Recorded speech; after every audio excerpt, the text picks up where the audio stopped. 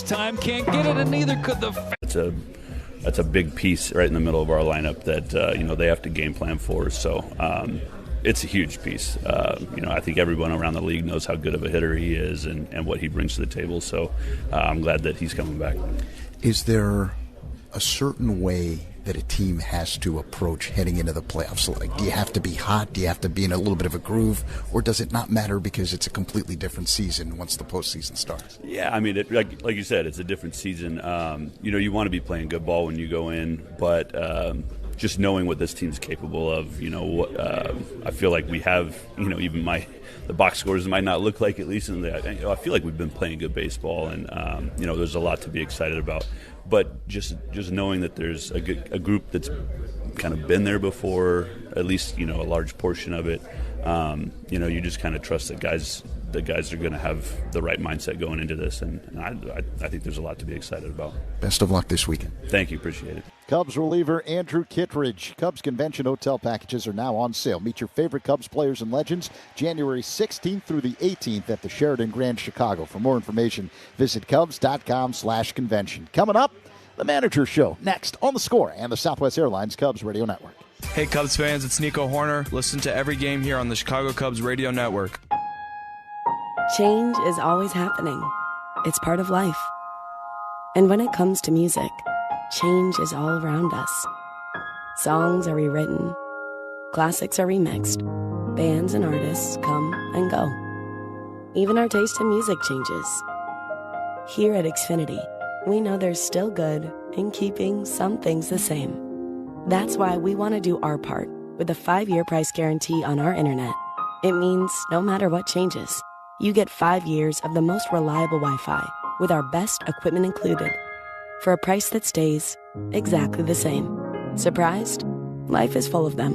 One internet price, 5 years, guaranteed. Learn more at Xfinity.com/deals. Restrictions apply. New residential customers only. Taxes and fees extra and subject to change. Most reliable Wi-Fi based on Open Signal Awards USA. Fixed Broadband Experience Report, August 2024. You're about to head out and your phone starts blowing up. The temptation is real. What if it's your situationship texting back? Even if it is, what are you going to do? Respond now? It's getting thirsty. You turn on Do Not Disturb. Smart move. Your roster is a train wreck, but your driving doesn't have to be. Drop it and drive. Think you could put down the phone and pick up some points? Head to itsnotagameillinois.com to play the Retro Arcade. As the official water efficiency partner of the Chicago Cubs, Sloan has greeted fans with sustainable restroom products at Wrigley Field for 111 years. And now Sloan is excited to introduce new innovation to Cubs fans throughout the concourse with its brand new bottle fillers to provide clean drinking water while reducing plastic waste throughout the friendly confines. Learn more at Sloan.com and go Cubs go! BC Bank, building business. Some call it orgullo. Others call it el corazón taíno. But sometimes the journey is set on track with your ancestors cheering you on. For Francisco Lindor, el ting-ting de la plena was the first roar in the stands. Every at-bat was an encore. Every strike of the drum echoed like a promise. El destino no siempre avisa, pero llega con flow.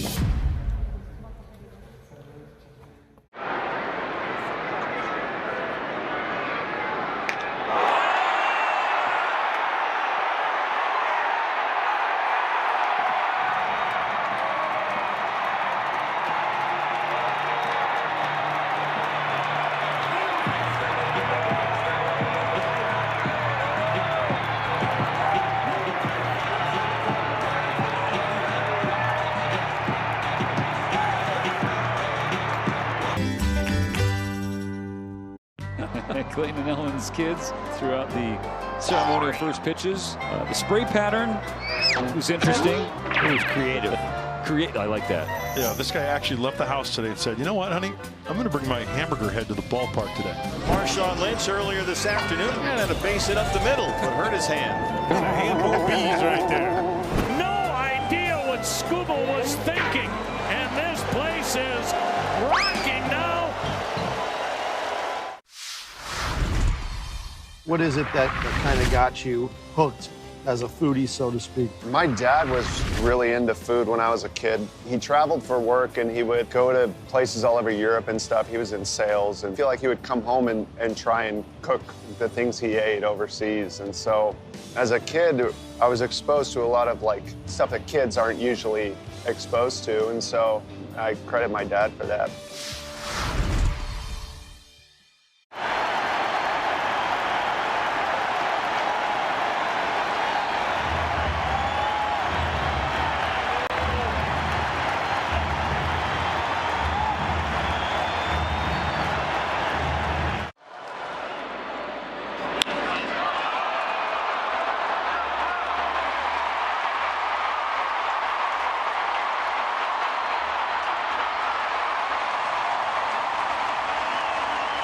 Manager in Milwaukee for a long time, and now you're doing this here in Chicago. Yeah, I mean, look, we've got a goal this weekend. We got to win 2 out of 3. I mean, that's what we have to do. If you want my ideal druthers, we win Friday and Saturday, and that's right. But that's our job. And then the rest of the stuff, I don't worry about any of that stuff today. You just try to win the game today. We just try to win the game tomorrow. Sunday, I think there's some fair questions about should some guys pitch and should we rest some guys. But today and tomorrow, you just go out and do your thing. Ray on the bump today, and then it's reported JMO tomorrow possibly. Your thoughts on those two guys having their last starts before you have to make a playoff rosters and all of those things?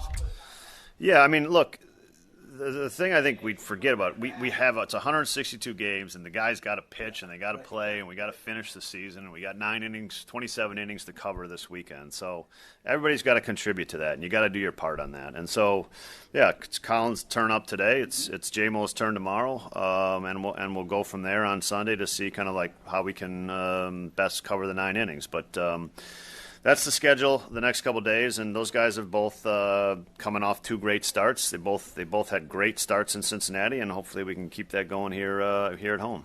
Now, hopefully before Sunday, you get to celebrate that you're going to have some playoff games here in Chicago in just a couple of days. Good luck. Thanks, Coom. Appreciate it. That's the Manager's Show with Craig Counsell. Zach, back to you. Coom, thanks. The baseball board next on The Score and the Southwest Airlines Cubs Radio Network.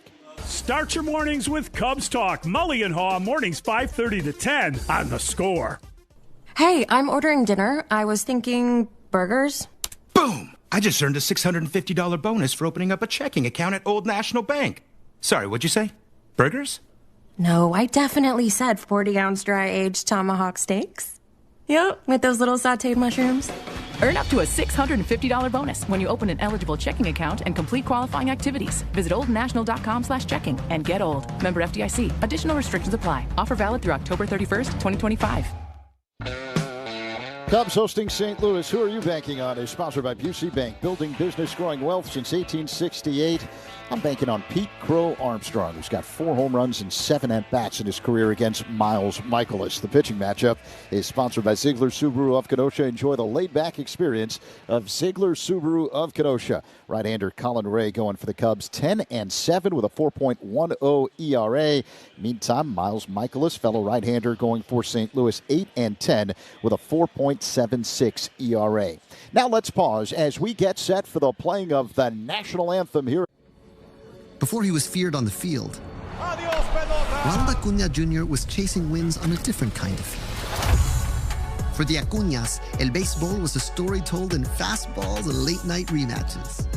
Every loading screen was a part of the strategy. Smash de botones. Smash de jonrones.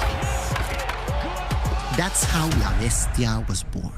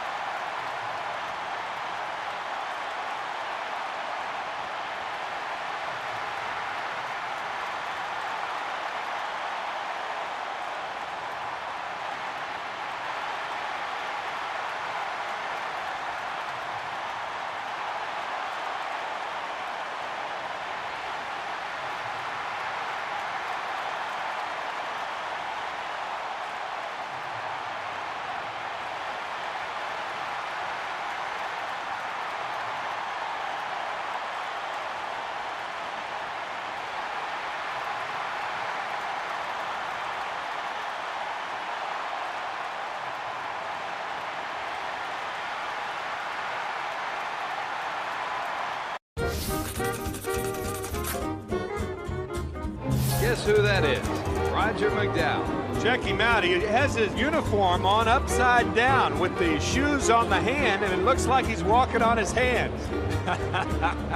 Has his cap hanging down. That's supposed to be his head. Well, the Mets really trying to turn it around. They do, however, trail in this ball game 4-0. I love that.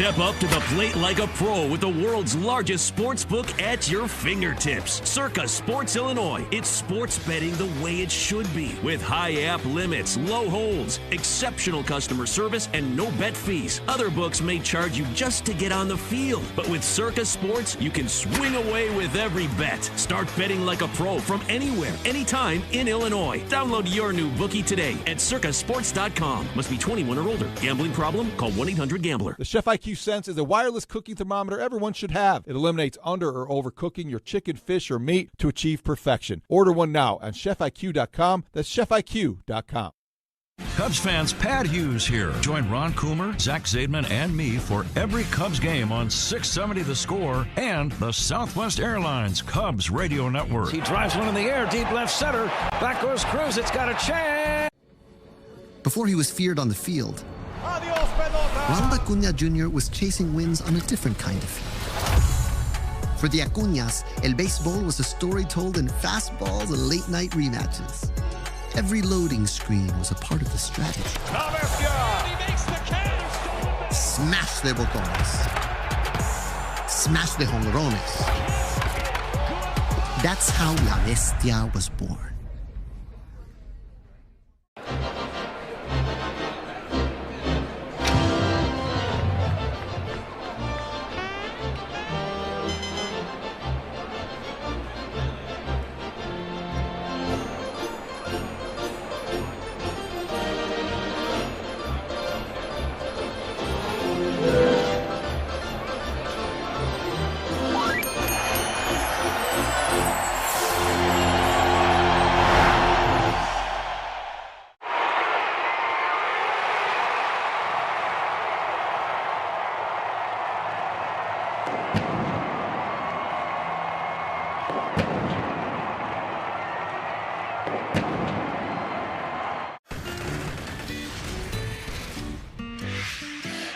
Five-man umpiring crew here today, and this young superstar.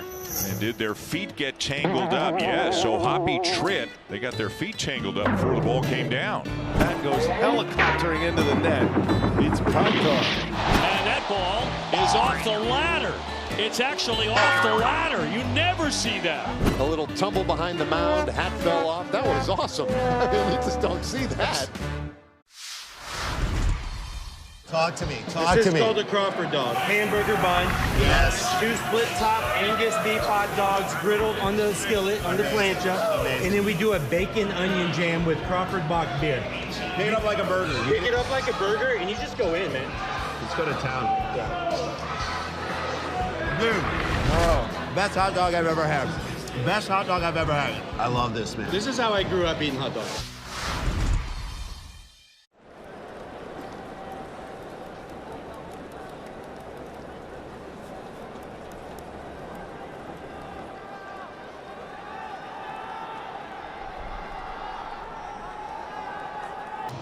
The Padres are at home this weekend against Arizona. Michael Busch will lead off for the Cubs. Busch at first.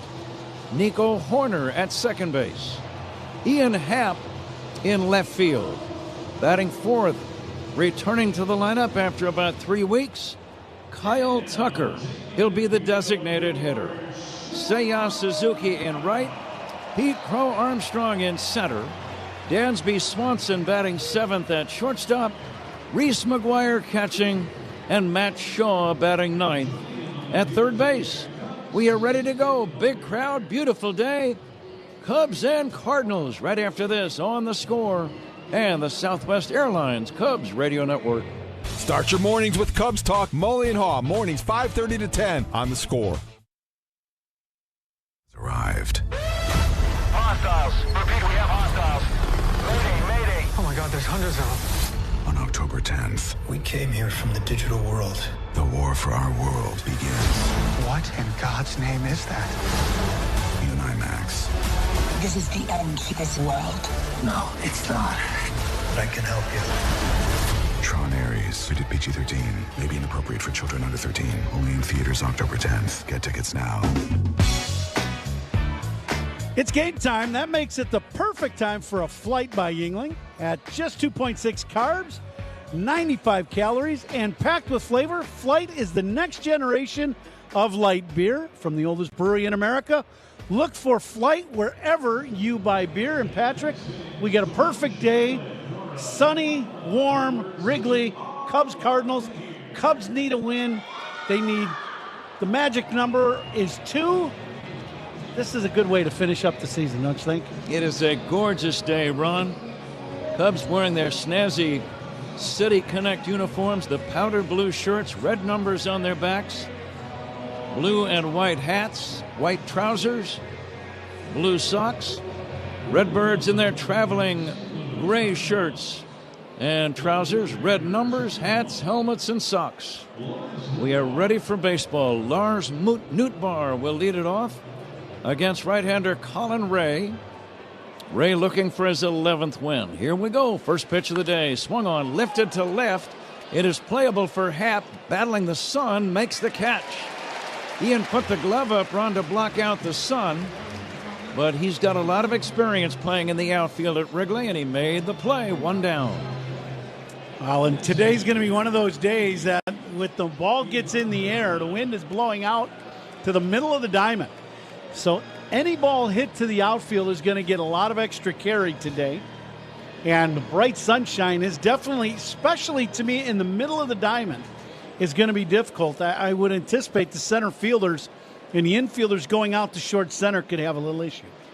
Ivan Herrera, the right-handed batting designated hitter, takes a strike. Colin Ray started last 8 days ago in Cincinnati. Pitched very well against the Reds. Here's the next pitch, swung on and missed. September 8 at Cincy, he worked 7 innings, gave up just 1 run, but suffered a 1-0 loss. He's ahead of Herrera, 0-2. The pitch, fisted foul back to the screen. Well, he was paired up with Green that day, and that's the day Green had a no-hitter. I think the Cubs broke up the no-hitter with 2 outs in the 7th inning. Suzuki had a double. Yeah, there you go. Mm-hmm. But both guys were, just lights out for 7 innings. Now the 0-2 to Herrera, poked foul out of play. Ron, as you think about Colin Ray facing the Cardinals today, what's on your mind? I love his fastball and the way he pitches around the edges of the strike zone, especially on either corner, in and away. And then he mixes into breaking ball. But I really think he gets hitters not looking for the fastball at times, and then all of a sudden he zips that heater in on the corner. He just has great command of the fastball. Breaking ball just missed. Herrera has a very distinctive batting stance, wide open, and hits out of a bit of a crouch. And he takes just inside the count, 2-2. His left foot is way over near the restraining line of the batter's box, and only the toe is on the ground on his left foot. The heel is in the air. Here comes the 2-2. Swing and a miss, strike 3. Fastball got him. First strikeout of the day for Colin Ray. 2 down, Alec Burleson, the batter. Great crowd today at Wrigley. Uniform descriptions we gave you, sponsored by Benjamin Moore. On the field or the walls of your home, the right team and colors make all the difference. Official paint of the Chicago Cubs, Benjamin Moore. The left-handed batting, Burleson hits a tapper back to the mound. Play to first in time. Good play by Colin Ray, and a good inning for Colin Ray. 1, 2, 3 at the end of a half. Redbirds nothing. Cubs coming up on The Score and the Southwest Airlines Cubs Radio Network. Hey, Chicago, this is Matt.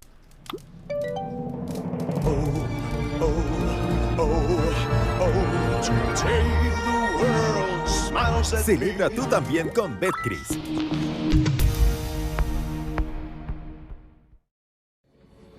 Before he was feared on the field, Ronald Acuña Jr. was chasing wins on a different kind of field. For the Acuñas, el béisbol was a story told in fastballs and late-night rematches. Every loading screen was a part of the strategy. Smash de botones. Smash de jonrones. That's how La Bestia was born.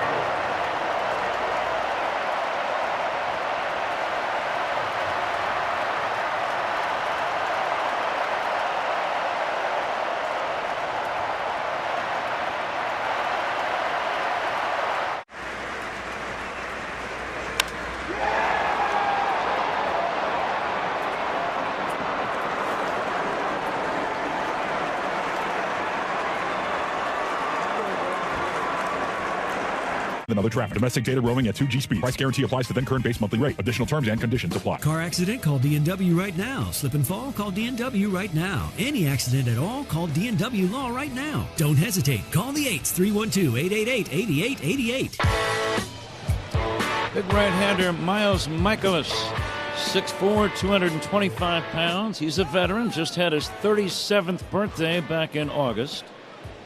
And the last time he was here at Wrigley, he would like to forget about that game. We'll talk about that in a minute as Michael Busch takes high for ball one. Ron, what's the plan against Miles Michaelis today? Well, for years it was, well into the majority of fastballs for Michaelis, whether it was a four-seamer or two-seamer. Busch lines one to right, shallow, coming in. Walker makes a running catch, soft line drive. Out number one, no score, first inning, the batter, Nico Hoerner. But now Michaelis, he mixes in more breaking pitches, and he's going to use all the pitches. He's got them all, too. Fastball, two of them, curveball, slider, change. But to me, he still tries the hard stuff, and he's got that mentality of attack. So he's going to throw a lot of strikes. You be ready to hit when you step in the box. Nico Hoerner steps in. Nico will take a fastball low. No score, bottom of the first. Cubs leadoff man presented by Benny's Beverage Depot. If a Cubs leadoff hitter gets a base hit, Benny's donates $100 to the Greater Chicago Food Depository. If you can't find it at Benny's, it's probably not worth drinking. 2 balls and no strikes on Hoerner. Right-hander to right-hander, the pitch. Swinging a drive, left center field and deep.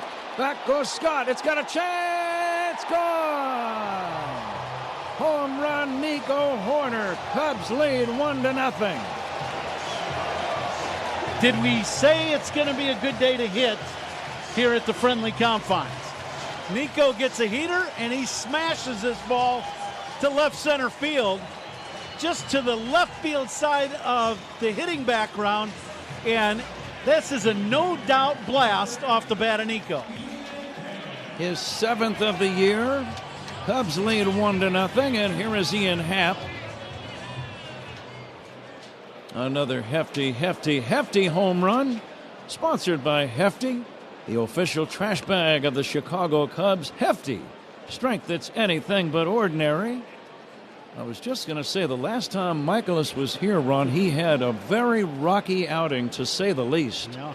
He allowed 6 home runs to Cubs batters as Happ takes inside. That was the day, it was the 4th of July, a couple of months ago, and the Cubs had a franchise record 8 home runs in the game and 6 against Michaelis. Yeah, it was just one of those days. And Cubs need to put a couple of those days together now. I mean, you don't have to have 8 home runs, but some good quality offense. Happ swings and misses strike 3, and that's out number 2. First inning is powered by Invesco QQQ. Let's rethink possibility. Invesco Distributors Incorporated.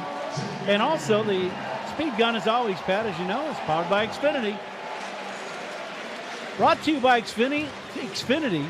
All your favorite teams in one place. Kyle Tucker appearing in a game for the first time since the 2nd of September. And he swings away and fouls it back. Tucker activated just prior to today's game.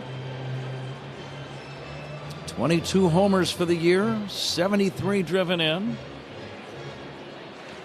Hitting .270. Michaelis 0-1. Tucker takes low and in. Beautiful day, 77 gorgeous degrees. Game time temperature sponsored by Four Seasons Heating, Air Conditioning, Plumbing, and Electric. Your trusted local experts, Four Seasons. Now the 1-1, and that's going to be downstairs. 2 balls and a strike. Final weekend of the season, Ron. It seems like we were just leaving Arizona and getting ready for the year. Cubs looking for their 90th win. Here's a swing and a foul off to the left, out of play. Cardinals are 3 games below the break-even point. They were eliminated earlier this week when they lost a game in San Francisco. But you know they would love to play the role of spoiler. What are your arch rivals for? That's right.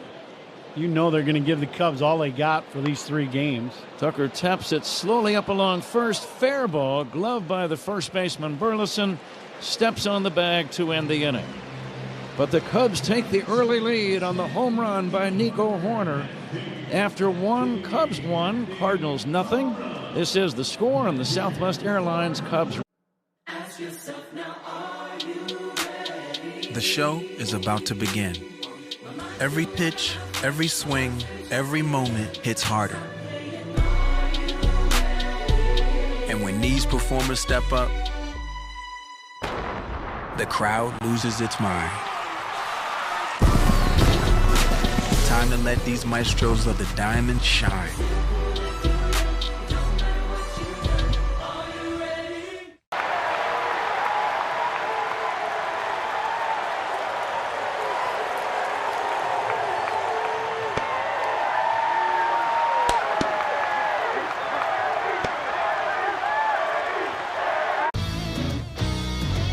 Oppo Taco. I'm gonna guess it's an opposite field, upper deck, maybe something like a home run to the opposite field. You got it. This is a good one. A hack. I don't know. I mean, is it the same as like the layman's term hack, like a bad chef? You've guessed correctly. Okay. Someone's a hack. You know, someone that's just nailing it in. Yeah. They're not putting their heart into it. 10 million homes from coast to coast, they can give your home a beautiful design without compromising on durability and protection. They also know how important it is to support your hometown and root for the home team. That's why James Hardie is proud to sponsor the Cubs. James Hardie Building Products, siding with the Cubs. Save time every time for a great haircut. Just download the Great Clips app or check in online at greatclips.com. Great Clips. It's gonna be great. Top 2, Cubs 1, Cardinals nothing. The second inning is brought to you by Sea Glass Wines, official partner of the Cubs, bringing the California coast to you wherever you are. Pat? Zach, thank you. Second inning, Nolan Arenado leads it off and fouls it away. Arenado's been bothered by a sore right shoulder. As a result, his power numbers are not nearly what they normally are. 11 home runs all year for Arenado. 51 driven in, hitting .236. Those numbers do not remind you of the Nolan Arenado that we've known for about the last decade. No, and he's missed some substantial time, too, even though he's played through that shoulder injury. He's only got 394 at-bats, so, you know, you're minus probably, for someone like him, at least 100 at-bats right now. Fly ball to right center, converging Crow Armstrong and Suzuki. Pete Crow Armstrong makes the catch. Colin Ray has begun his day favorably, setting down the first 4 Cardinals. And the batter is Nolan Gorman. Another perfect pitch. This looked like a little cutter right on the, just off the plate away, but, maybe a third of a baseball off the plate. Perfect pitcher's pitch. Gorman, a left-handed batter, hitting .204. Fastball away. The uniform descriptions we gave you, sponsored by Benjamin Moore. On the field or the walls of your home, the right team and colors make all the difference. Official paint of the Chicago Cubs, Benjamin Moore. There is a strike from Ray, 1-1. Our reviews in this game are sponsored by Northwestern Medicine. Second opinion's always a good idea. Get yours at Northwestern Medicine. Line drive past a diving Horner into right, a base hit. Valiant effort by Nico, diving as he angled, diving toward the right field line. Just missed getting leather on that ball, but a great effort. Yes, ball hit hard and gets the big hop. First hop is in the dirt about 3 feet in front of Nico, and he dives straight across and just about gets to it. First hit, first base runner for the Cardinals. Short lead by Gorman. Thomas Saggese, a right-handed batter, steps in. Saggese swings and misses. Saggese playing shortstop, hitting .259 with a couple of home runs. And now the 0-1 from Colin Ray. A check swing foul out of play, 0-2. This is the only game going on around the big leagues. We welcome all of you who might be tuned in, waiting for your team to play later on tonight. San Diego, for example, they play against Arizona tonight. That game is in San Diego. This pitch is fisted foul. Pretty good matchup, Ron. It'll be Yu Darvish going for the Padres and Zach Gallen for Arizona. Yeah, right. That's a very good matchup.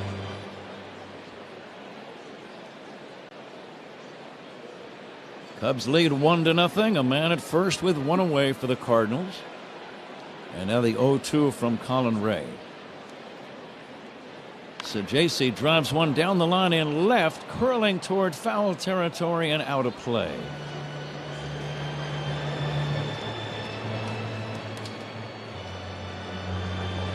Cubs' magic number is 2.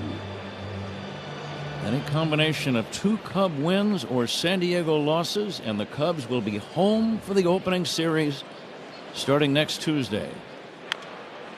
Chopper foul, and it will be against San Diego. It's just a matter of will the series be here at Wrigley or in Southern California. That's right. Yep. And obviously the Cubs would love to have that game here, or games plural, here in Chicago. No balls and 2 strikes. Colin Ray to the belt. The big tall right-hander fires, and it's up and in for a ball, 1-2. A few Cardinal fans, not all that many though, not nearly as many as would normally be here. They've been eliminated. And the 1-2 from the Cub right-hander, fouled down the right field line, out of play. Casey really hasn't had good swing yet at Ray. He's thrown some good pitches on either side of the plate, and then that last one up and in. Just been fighting these pitches off. Very short lead by Gorman at first. Saggese swings and misses, and the bat goes flying, and that is out number 2. Strikeout number 2 for Colin Ray. Then bat hit against the screen over the Cubs' third base dugout, thankfully. Otherwise, that would have gone flying into the stands. That was an impressive bat toss. That one was 2/3 of the way up the netting, above probably the camera well. And I've had doubles that didn't go that far. Pedro Pages, the batter. He'll take a strike, 0-1. There was some serious hang time on that bat. Yeah, it was going strong too. Yeah. I don't remember that being an issue for you, losing the grip on the bat when you swung. I think in 17 years of playing professional baseball, I think I only did it once, actually. Now the 0-1 to Pages. Big chopper over the mound. Charging Horner. He'll glove it and make the toss to first in time. No runs for the Cardinals. They get a hit, leave one. Middle of inning number 2. Cubs 1, Cardinals nothing. This is. The show is about to begin. Every pitch, every swing, every moment hits harder. And when these performers step up, the crowd loses its mind.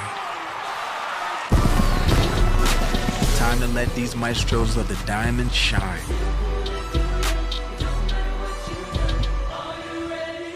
Biggest thing we're bringing is a brand new Tony Gwynn drop I did with his estate. So we just signed a deal at therealist.com to actually go through his entire archives, present them, and auction them off. And to announce it, we did this limited edition 1994 The Lost Season card. Because, you know, between August of 93 and May of 95, Tony Gwynn batted .406 in 162 games. So in the back, we have the stats of what could have been.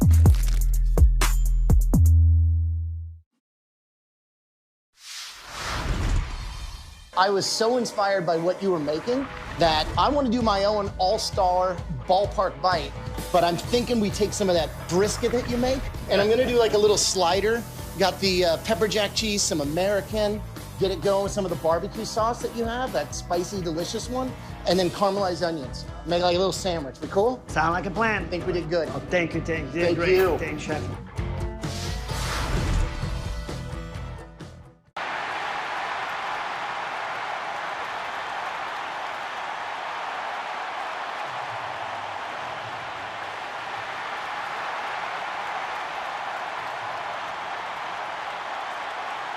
BJI.com for locations.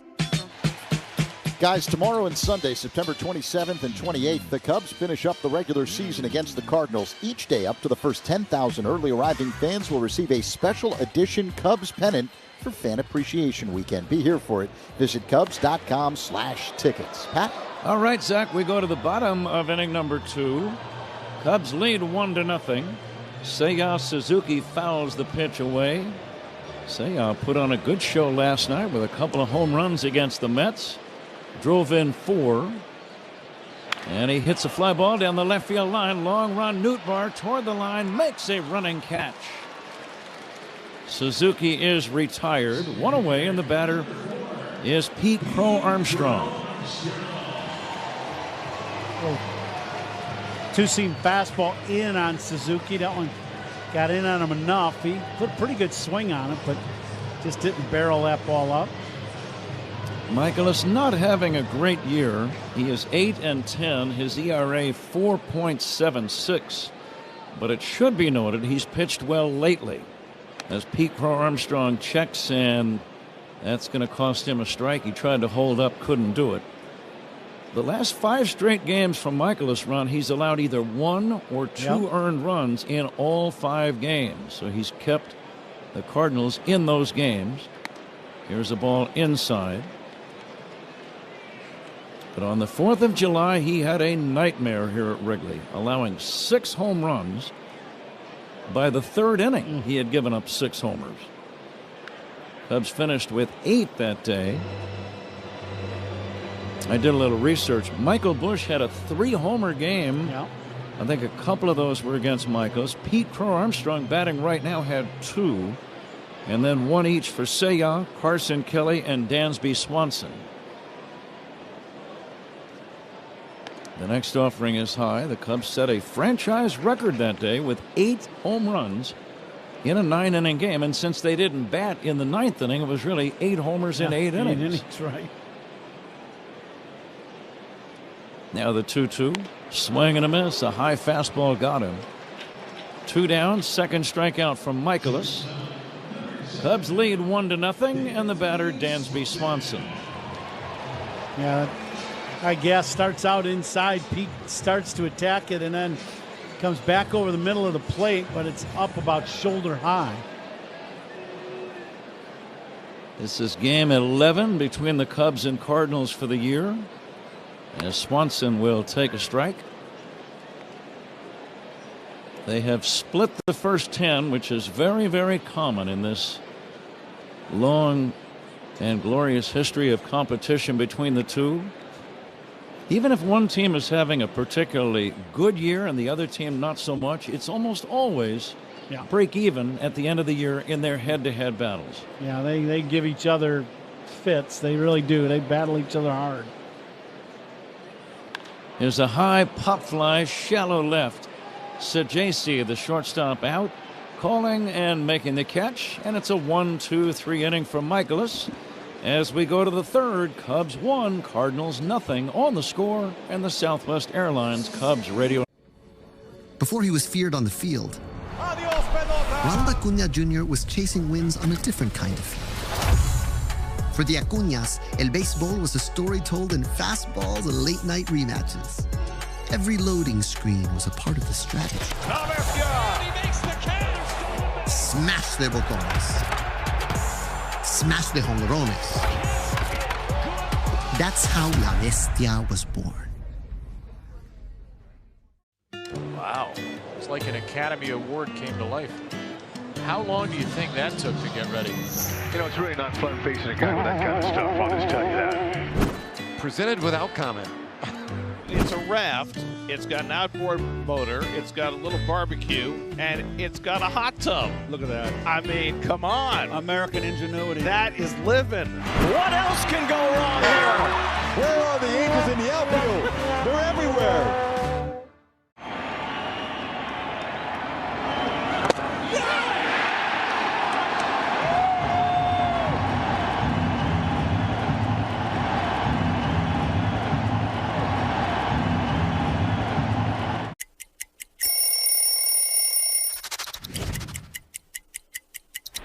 I was in AAA, and right before the game, they said, no, you gotta stop. You need to hurry up and go to Cincinnati. You're about to go play a game there. You got 45 minutes till the game starts. So I get in my car, and I start driving, and all I keep thinking about is, which jersey are they wearing that night? So when I get to the locker room, I see my jersey hung up, and love the white jerseys, just the stitching on it, the old school feel to it. FishingChicago.com. Top three, Cubs 1, Cardinals nothing. Sunny, 76 degrees here at Wrigley Field. Wind blowing out. Time and temperature sponsored by Circa Sports Illinois. Bet like the pros and download the Circa Sports app today. Pat? Jordan Walker fouls away the first pitch by Colin Ray, Zach. Walker hitting .215.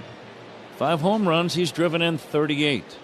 Big, strong right-handed batter waiting. And a fastball, perfect pitch. Outside corner, called strike 2. Victor Scott is on deck, and then Lars Nootbaar. And now time called by Walker.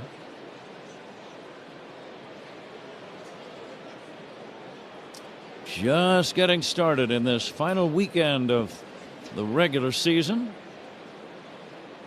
And the next pitch, check swing foul. 1:20 start tomorrow. That'll be Jamison Tyone against Michael McGreevy. Neither team has announced the starter for Sunday, and all games will start at the exact same time. For the Cubs, it'll be 2:20 in the afternoon against St. Louis on Sunday. But that's the final day of the season, and for the last decade or so, every game starts at the same time on the season's final day. Yep. Adds a little drama. Here's the 1-2 pitch outside, 2-2. It's great for scoreboard watching for all the teams that are fighting for that last spot. Sure. Yeah.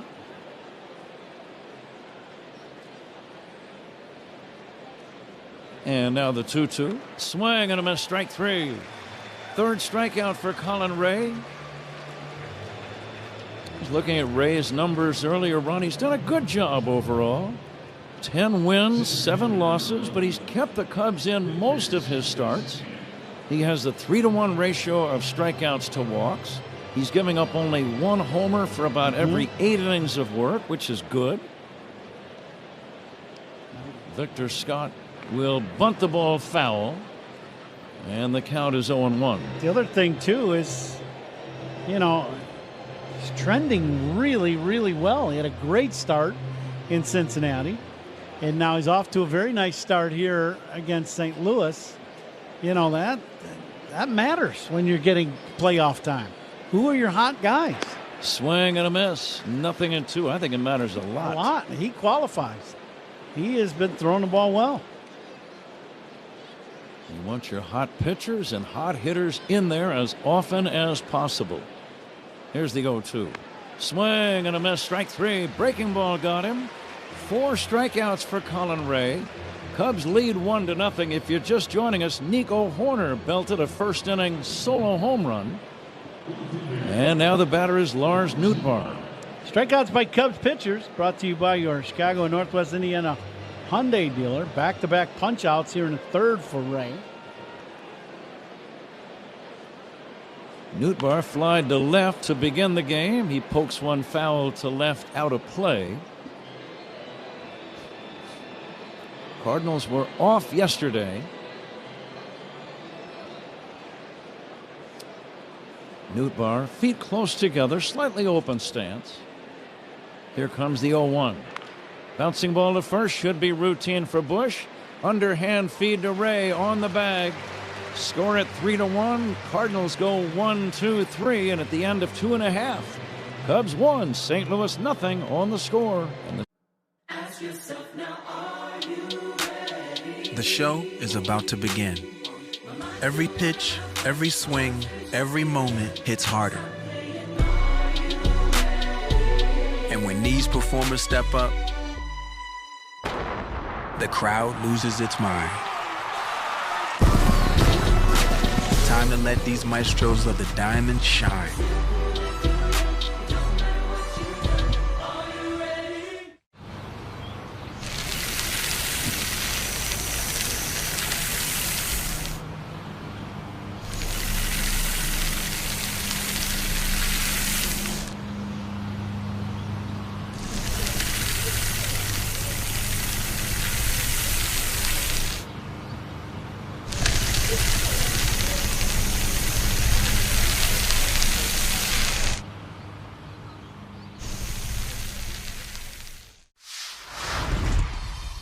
Play in Toronto.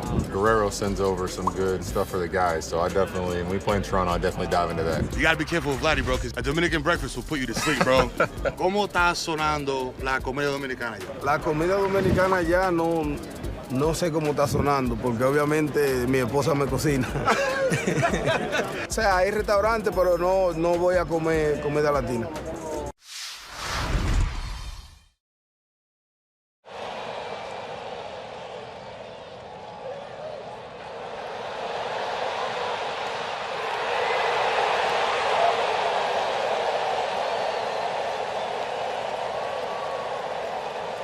On USA.com today. Reese McGuire is on deck for the Cubs. Who's on Deck is brought to you by TimberTech Decking and Railing. Everything wood should be. Visit TimberTech.com. Pat? Reese McGuire, left-handed batting catcher, leads off the Cubs third against Miles Michaelis. And the big right-hander brings it, and that's in there for a strike. 0-1. McGuire, .227 average, but he does have 9 home runs. He's driven in 24. And the next pitch bounced over the mound, charging the shortstop. Sajasi makes the throw to first in time. And that's out number 1. McGuire bounces out to short, and the batter is Matt Shaw. McGuire, you were talking about his numbers, 9 bombs and just over 100 at bats. He's done an excellent job for the Cubs in backup duty. Him and Kelly both have been a very good combination of right, left on the offensive side and doing a good job behind the plate. Here is Matt Shaw taking a strike. Delamaya out for most of the year this season. I think the guys that do the catching, especially the guy that does the majority of catching, he might be among the most fatigued and tired ball player at this time of year of anyone. Now, I saw Carson Kelly earlier this morning when I first got to the ballpark in the clubhouse. We were just hanging out talking, and I asked him that. I go, "How you feeling?" He goes, "I'm good. I feel good." He's in great shape. He's a hard worker, extremely hard worker. He's gone through this. This isn't his first time around in the league, and he's had a very, very good year for the Cubs, but he was fresh and, just ready to go. So big tip of the cap to those guys. They've worked hard this year. There's a pitch low and outside. Carson Kelly used to play for these Cardinals for a while. But I know, talking to Randy Hundley about catching all the day games back in the day. This is before they had lights. And Leo DeRocher ran him out there. I think he actually caught 160 games one year. And he said, I had nothing left at the end of the year in terms of power. I could still do my catching okay, but he said I had no strength. Yeah. So he said, if you're a catcher who likes to hit, and he was, he said, you better do all your damage in the first half of the year because you won't have much left at the end. Inside, it's 3-2 to Shaw. What do you call the guy that was backing up Randy back then? Probably payroll bandit? Payroll bandit? I don't even know who it would have been. Nobody did. He never played. Here's a swing and a foul off to the right, out of play. Because that means, especially back then, and you know this because this is what we did as a kid, we would go to those Sunday doubleheaders as a family. Oh, yeah. Right? And so that means if Randy's catching 100, let's say 160 or 150 games, he's catching both ends of the doubleheader. Swinging a foul off to the right almost every single Sunday. Yeah, right. Teams would play 20 doubleheaders in the year. Can you imagine catching both ends of 20 doubleheaders? No. Cubs lead 1-0. We're in the bottom of the third. Matt Shaw will hit a ground ball to the hole at short. Backhanded by Sajasi. Throws to first to get him. And that's out number 2. Since the home run by Nico Horner, Michaelis has set down the last 7 in a row. And here is Michael Busch. And we're coming to you live all season long from the Invesco QQQ broadcast booth, proud ETF partner of the Chicago Cubs.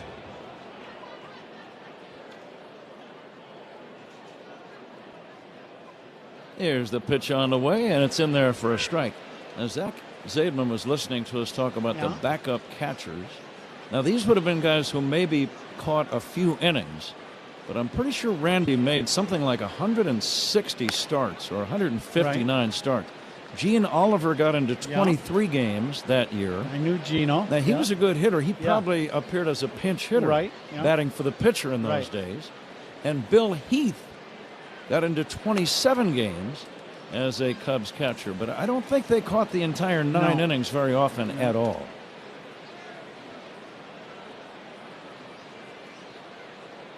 One and two on Michael Busch. He lined out to right his first time. Cubs lead 1-0 in the third. And the pitch on the way. Fastball is inside, 2-2. And Michael's at bats just looks solid. He's seeing the ball really well. That was a fastball inside right underneath his left or his right elbow inside. He just lifted up his elbow, and you just know he is seeing the ball exceptionally well. Inside from Michaelis. That was a breaking ball. 3-2. The way he's seeing Michaelis right now, this one could go a long way. Nico Horner on deck. Here comes the payoff pitch from the Cardinal right-hander. Fastball is high for ball 4. Before Horner steps in, we step away. 10 for ID. This is The Score and the Southwest Airlines Cubs Radio Network. Your headquarters for Cubs Talk. It's the Mullen Haw Show, mornings 5:30 to 10 on The Score and the Southwest Airlines Cubs Radio Network, WSCR Chicago, WBMX HD2 Chicago, and Odyssey Sports Station.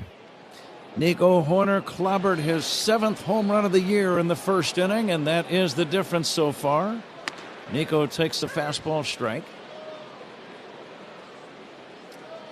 Nootbaar not real deep in left.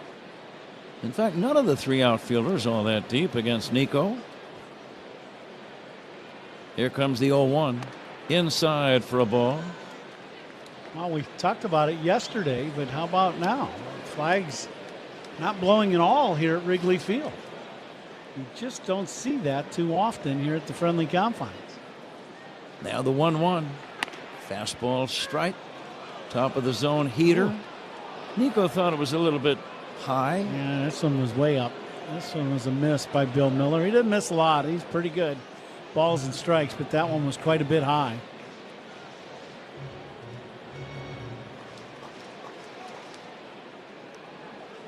Horner now with 61 RBIs, hitting an even 300. And he takes a bender down low, 2-2. Horner second in the league in batting behind the Phillies' Trey Turner. Turner hitting .305. He's been out for a while with an injury. Nico would need a big weekend to catch him. And the 2-2. Horner swings and misses, strike three. Maybe the best fastball that Michaelis has cut loose today. Cubs don't score. We go to the fourth inning. Cubs 1, Cardinals nothing. On. The show is about to begin. Every pitch, every swing, every moment hits harder. And when these performers step up, the crowd loses its mind. Time to let these maestros of the diamond shine.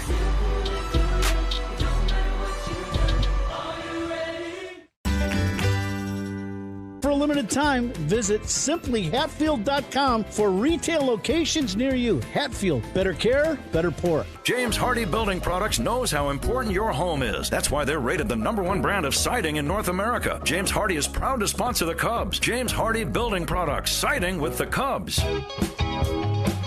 The Out-of-Town Scoreboard is sponsored by Club Citgo. Download the Club Citgo app now and instantly save 23 cents per gallon on your first fill-up. The only other game the Cubs really care about takes place later tonight in San Diego. Padres hosting the Diamondbacks. Former Cub Yu Darvish will be on the mound for the Padres.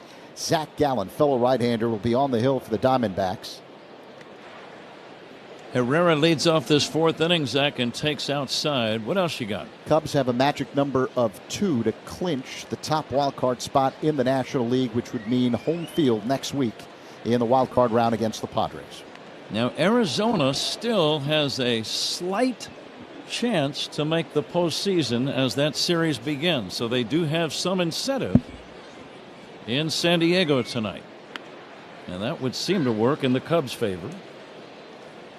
The Diamondbacks 2 back of the Mets for that final wild card spot in the National League. So they would need some help. Fastball missing, and the count now 3-1. But baseball history is full of miraculous come from behind stories. And it always will be part of the game. The mystery and the unpredictability. Bouncing ball to short, scooped up by Swanson. Dansby throws to first. That's out number 1. Colin Ray has set down 9 of the first, or rather, 10 of the first 11 batters, and the batter is Alec Burleson. And his fourth inning is sponsored by Wintrust, home of the exclusive Cubs debit card. Remember FDIC, EHL lender. Ray's in. All his pitches are working, and he's got great command today. Fastball, both edges of the strike zone. Breaking ball's been very good. Alec Burleson will take a strike. And just a reminder, the wild card has turned out to be a very special thing in pennant races. Why do I say that? Because wild card teams have become world champions 7 different times since the wild card was introduced. I think that was introduced in 1995, if I'm not mistaken. I believe that's right. Yep. So 30 years, 7 World Series champions. It's just a little less than a quarter of the time that the wild card team, or a wild card team, has become world champs. Swing and a miss, strike 3. Burleson is out number 2. Colin Ray very sharp. That is his 5th strikeout of the day, and the batter is Nolan Arenado. Yeah, he's had great command and good stuff, obviously. Strikeouts by Cubs pitchers, brought by Chicago and Northwest Indiana Hyundai dealers. Arenado flied to center his first time. He bounces to third, led by Shaw, and one third baseman throws out the other. And that ends the inning. 3 up, 3 down. Colin Ray rolling along at the end of 3 1/2. Cubs 1, Cardinals nothing on the score. before he was feared on the field, Ronald Acuña Jr. was chasing wins on a different kind of field. For the Acuñas, El Béisbol was a story told in fastballs and late-night rematches. Every loading screen was a part of the strategy. Smash de botones. Smash de jonrones. That's how La Bestia was born.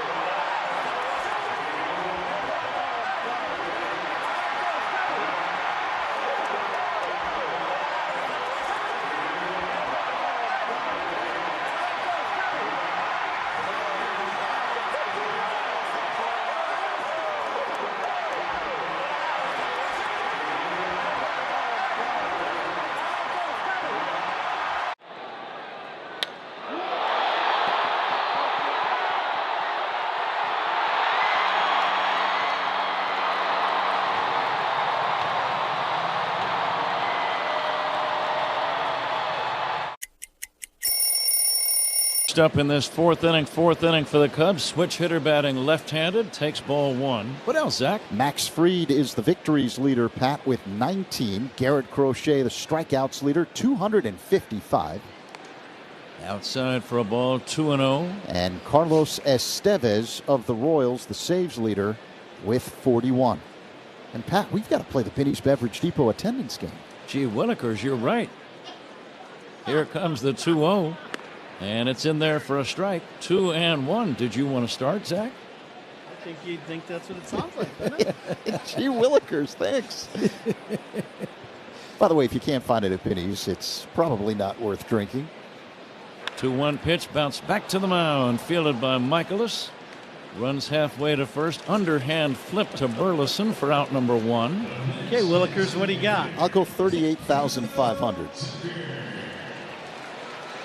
I do not see a lot of empty seats, Ron, as I look around.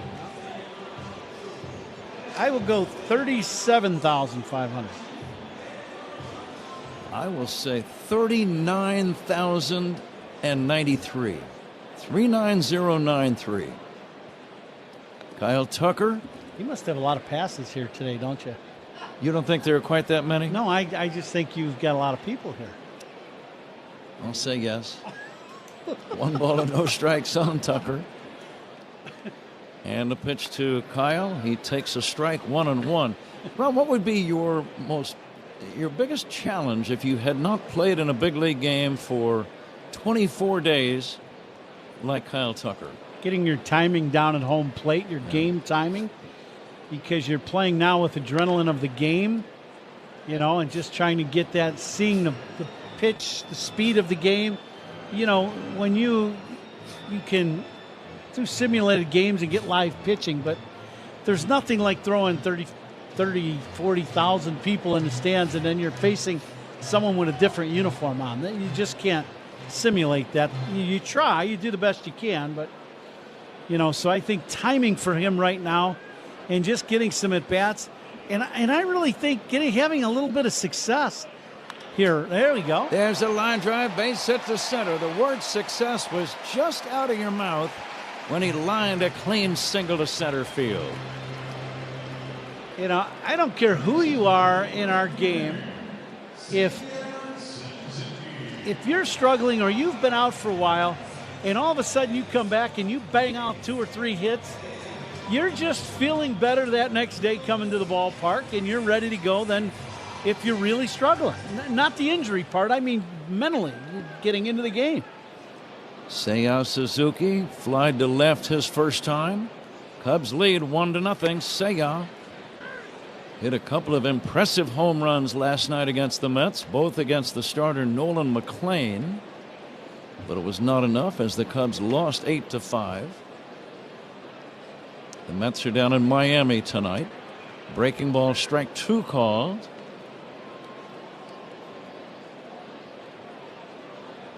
Suzuki now with 8 career multi-homer games and 5 multi-homer games this season as he waits for the 0-2 from Michaelis. Swinging a fly ball to right center, shallow, coming in Walker. Walker will make the catch, and that's out number 2. 2 gone. Here's Pete Crow-Armstrong.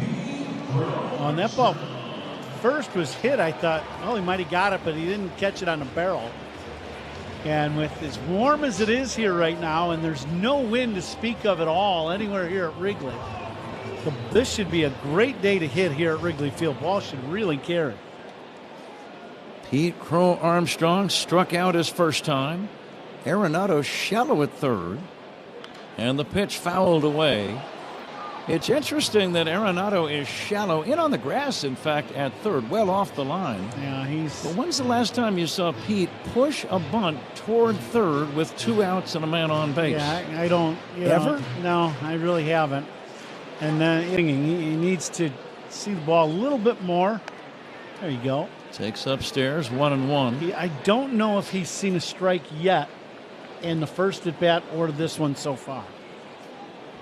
Now Arenado backs up several steps. Now he comes back in, just right in the baseline at third, well off the line. Pete takes inside. It almost nipped him in the lead elbow as he took that fastball off the inside edge. 2-1. Real quick, here's Paul Zarang, the Maestro's guest in the attendance game. 37,922. Very good, Zach and Paul. Here's a swing and a fly ball.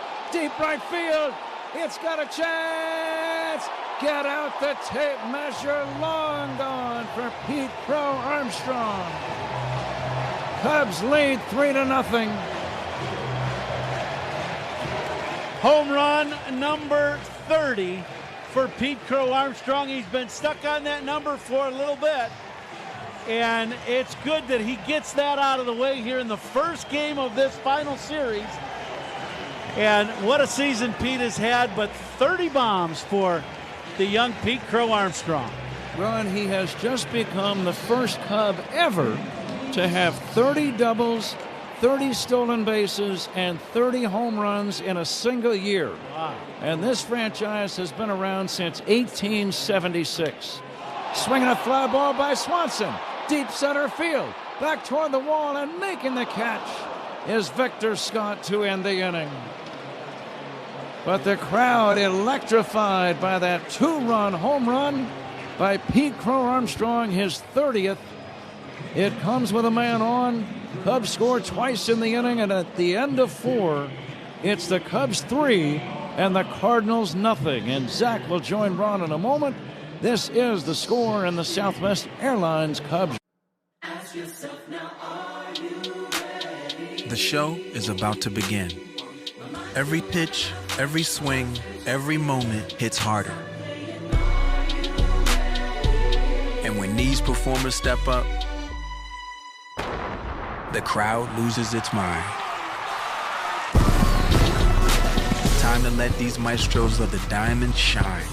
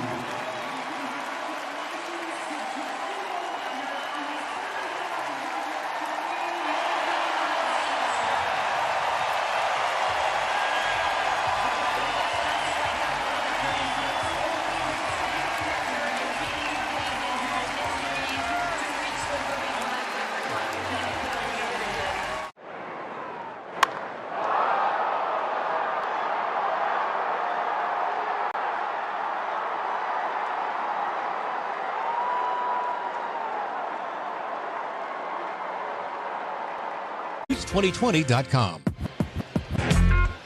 Alongside Ron Coomer, Zach Zaidman with you. Top of the 5th here at Wrigley Field. It's the Cubs with a 3-0 lead over the Cardinals.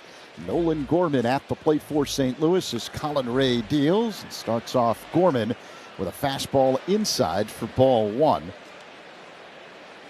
Cubs flexing their muscles today. Nico Hoerner, a solo shot. Ray deals. The pitch outside 2-0. And Pete Crow Armstrong, a 2-run home run in the fourth inning.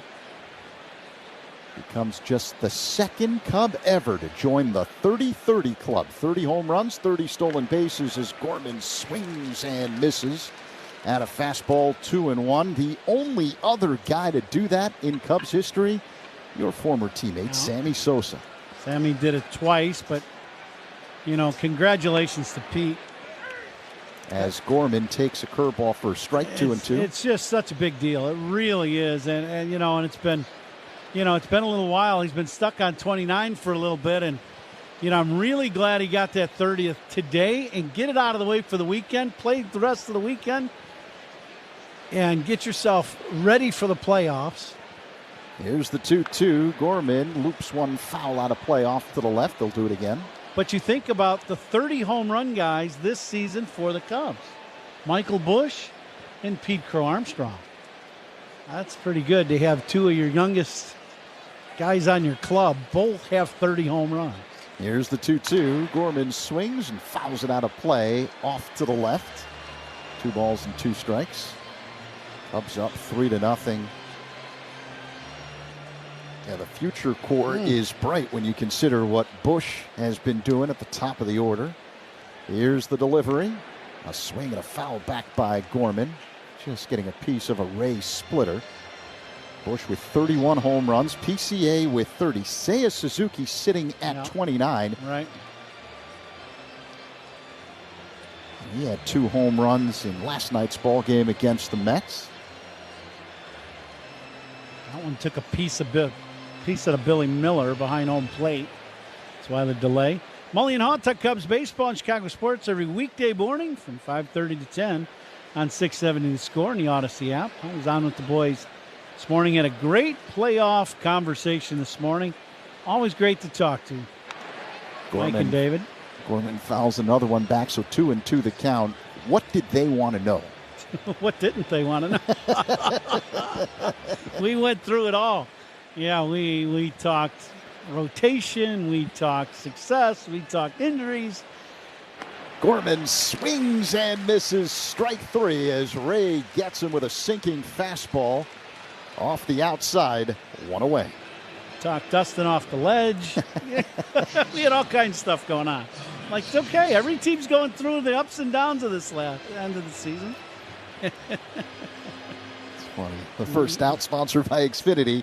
Your home field advantage brought to you by Xfinity. All your favorite teams all in one place. Thomas Saggese at the plate, and he wildly swings and misses at a splitter, 0-1. Cubs with a 3-0 lead over the Cardinals. 1 down here in the top half of the 5th inning. There really isn't a top dog in the National League as Ray delivers. That pitch misses low, 1-1. Obviously, Milwaukee's got the best record in the National League, but I think as the playoffs approach, and you'll probably agree with this, Coom, that it is wide open. That's the belief. Yeah, absolutely. Around the majors. I think when you look at the National League, everybody's had their issues this year.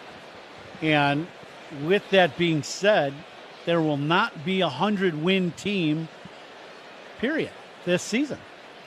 That's just not going to happen. A bunch of good teams. Yeah. Here comes the 2-1. Saggese fouls it out of play, off to the right, 2-2. And I think part of that is, the main teams that you really looked at going into the year that you go, well, that could be a division winner, that could be a division winner. All have had issues. They've all had injury issues. They've all had major slumps, and some of them it's caused by the injuries, but that's been an issue. So nobody will be a 100-win team this year. Bouncer up the middle, fielded by Hoerner on a high hop. He throws to first. Saggese's retired, 2 away here in the top of the 5th. Cubs up 3-0. And it's just about finding a way to get hot once next week starts. And every team gets there differently. There's no way to. Cubs could have been red hot down the stretch here. Doesn't mean that they would have been red hot come playoff time, so you never know. Pedro Paez at the plate, the catcher, right-handed batter against the right-hander Ray, who works his motion and deals. And He starts off Pages with a slow-moving breaking ball that floats into the zone for a strike, 0-1. I have seen it firsthand with the team I played on. I was playing for the Yankees, and we had the best record in baseball by far. Pages swings and misses out in front of a curveball, 0-2. We were healthy. We had the best rotation. We had the best closer. We had 3 guys in the rotation going to the Hall of Fame. We had a Hall of Fame closer, and we had an all-star at every position.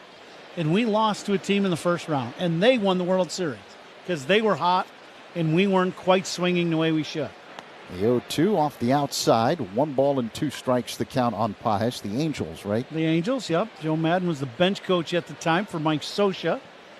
And then you've just turned the clock back just a couple years, and a team that had a lead and lost the lead was Texas. They limped in on the last day.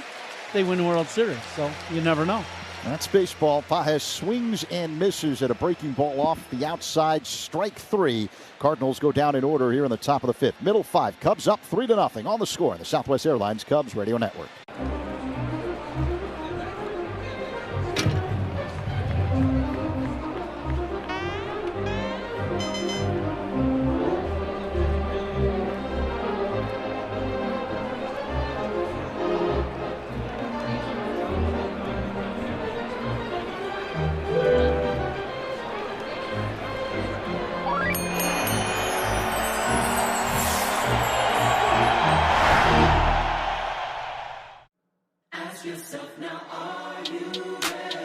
The show is about to begin.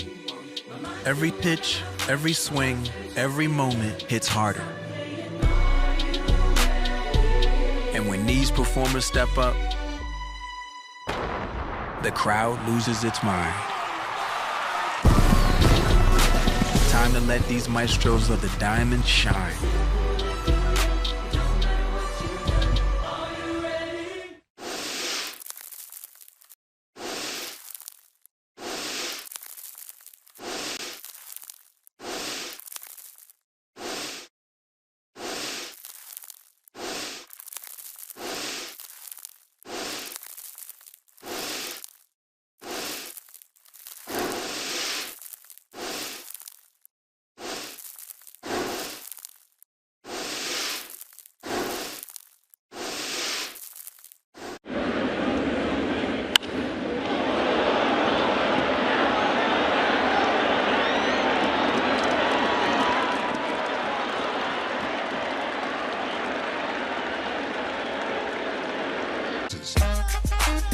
Fans in Illinois can purchase Cubs Charities 50/50 raffle tickets starting at 10 a.m. through the end of the game at Cubs.com/raffle or from a raffle ambassador at Wrigley Field through the 8th inning.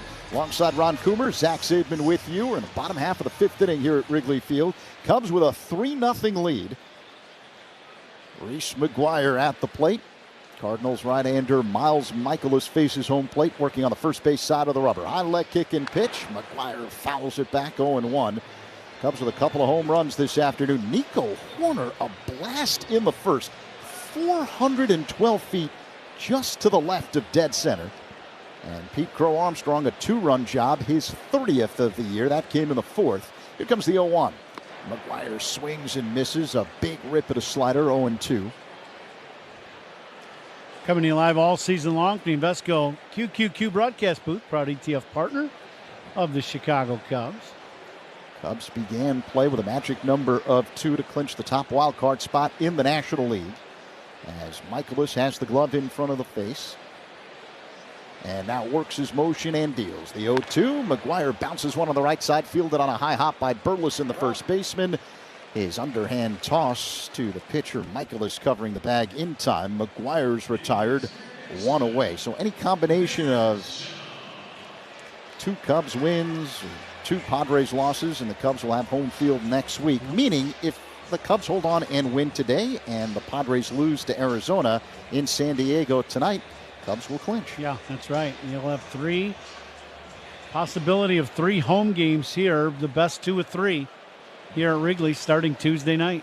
Matt Shaw at the plate, and he looks at a strike, curveball that's spun in the zone, 0-1. I say Tuesday night, could be Tuesday afternoon. The times of the games have not been, we've heard some rumors, but they're only rumors, so we'll wait till we get exact times. But It will be Tuesday, Wednesday, Thursday that series will start.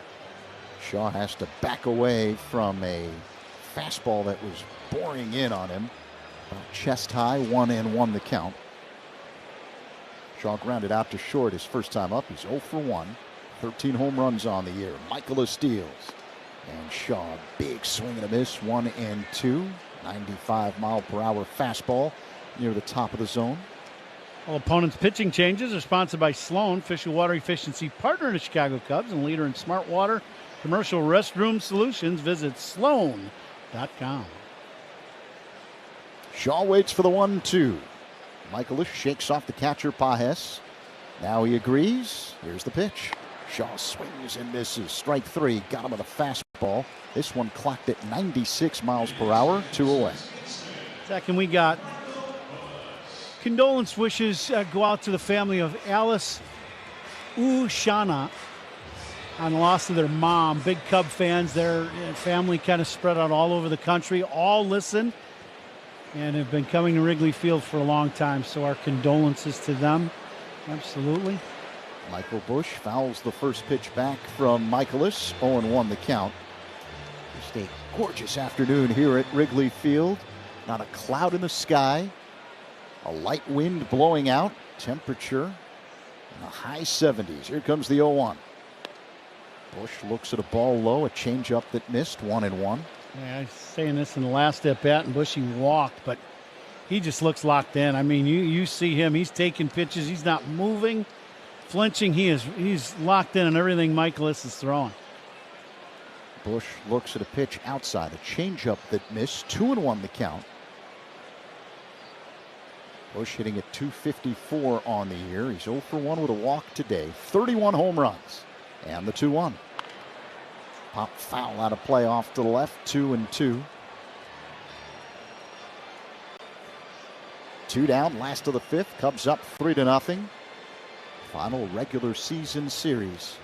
Even though the Cardinals have been eliminated from the playoff race, this series still matters. And you knew it would when the schedule came out. Absolutely. They could think nothing better than to spoil something for the Cubs, that's for sure. Busch pounds one on the ground, foul off to the right, 2-2. Pat and I were talking about this. You get a lot of guys, a lot of pride over there in that St. Louis dugout, and have played a lot of playoff games in that. And you know, this is their final hurrah. This is kind of their playoff, and to spoil some things for the Cubs, they could think of nothing better. Here's the 2-2. Busch swings and fouls it away out of play off to the left. Got some big changes expected in St. Louis this offseason. Yeah, front office, I'm sure, on the field too.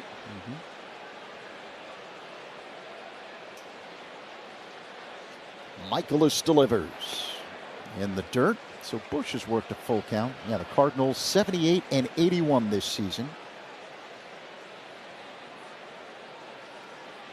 And this will mark the 3rd straight year they've missed the playoffs. Full count. Busch waits. Michaelis steals. And a high fly ball into deep center field. Going back, Scott at the track near the wall. He leaps. It's gone! Solo shot for Michael Busch. Number 32 on the year. And the Cubs extend the lead. 4-0 over the Cardinals here in the 5th. Whom you just talked about it, Busch has been locked in. Well, you could just see there was nothing Michaelis was throwing that was fooling him. And Michael was actually seeing the ball so well, he was expanding a little bit on the pitch away, but right on time. He just knows he's seeing it so well you want to hit.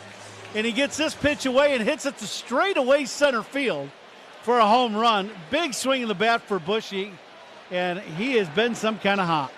Nico Hoerner looks at a curveball for a strike. 0-1, a 414-foot blast for Busch. Another hefty home run. Official trash bag of the Chicago Cubs. Hefty strength that's anything but ordinary. Now the 0-1 to Nico. A smash up the middle, backhanded behind the bag by Gorman. He's through the first in time to get a hustling Hoerner for out number 3.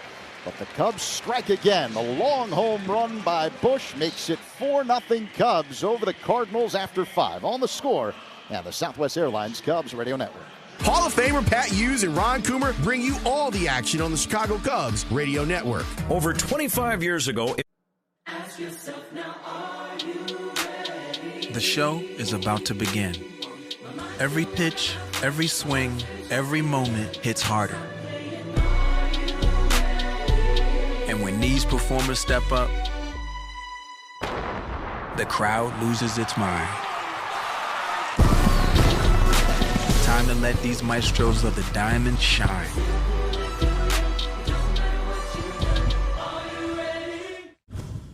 I think style, it's a very complicated thing. Custom cleats came when I earned the rights to wear custom cleats. So I think without going out and being loud and saying this is who I am or whatever, you can just kind of wear a certain shoe or a glove or a batting glove or whatever, and it kind of shows who you are.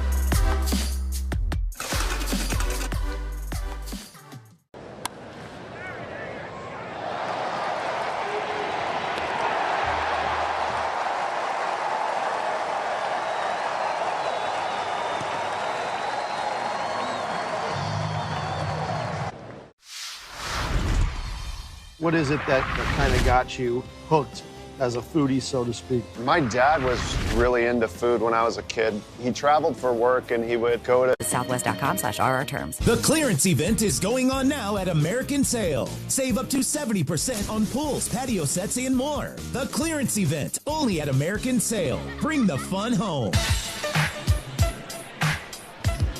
Colin Ray pitching great balls so far today. 5 innings. He has set down 15 of the 16 Cardinal batters he has faced. Jordan Walker will lead off this 6th inning and take a curveball that is in there for a called strike. Walker struck out his first time. The next pitch, there's a fastball in there for a strike. It is 0-2. The scoreboard here has 0-1, but he's thrown 2 pitches. I'm not a mathematical genius, but here's the pitch down low, and they count 1-1. Make it 1-2. Yeah, 1-2. Now my scoreboard is. No, Billy Miller's with you. Out. No, you're right on with the umpire. That's all you need to know. Rick. Next pitch swung on and fouled at the plate. Ron, we're going to take a look at some baseball history. This day in baseball history, brought to you by villageofbedfordpark.com.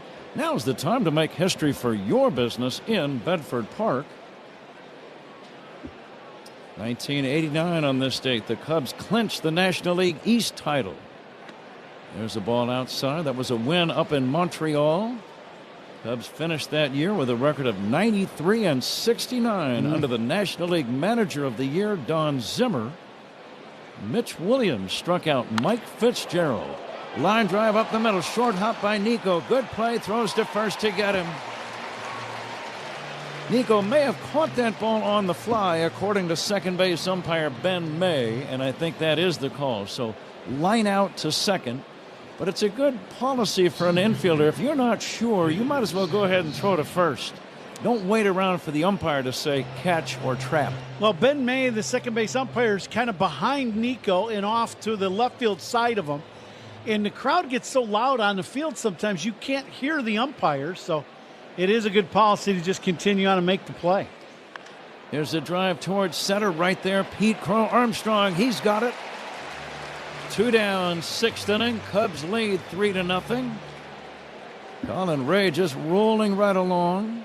Has not walked a man. Very few 3-ball counts, if any. I can't recall more than maybe 1 or 2, Ron. He has been locked in. I agree with you. The fastball command has been outstanding on both edges of the plate, and because of that, his breaking ball, he's been able to throw it for a strike early in the count and then, spin it down to get the punch out as the at-bat continues. He's been locked in. Breaking ball low to Lars Nootbaar. Cubs enjoying a 4-0 lead. Here's the next pitch in there for a called strike. 1-1. 1998 on this day. It was the final Saturday of the regular season down at the old Astrodome. Here's a pitch inside. The Cubs beat Houston that day 3-2 on a weird final play. Rod Beck shooter, was the Cubs closer at that time. Dave Clark was the last batter. Here is a pitch low and inside.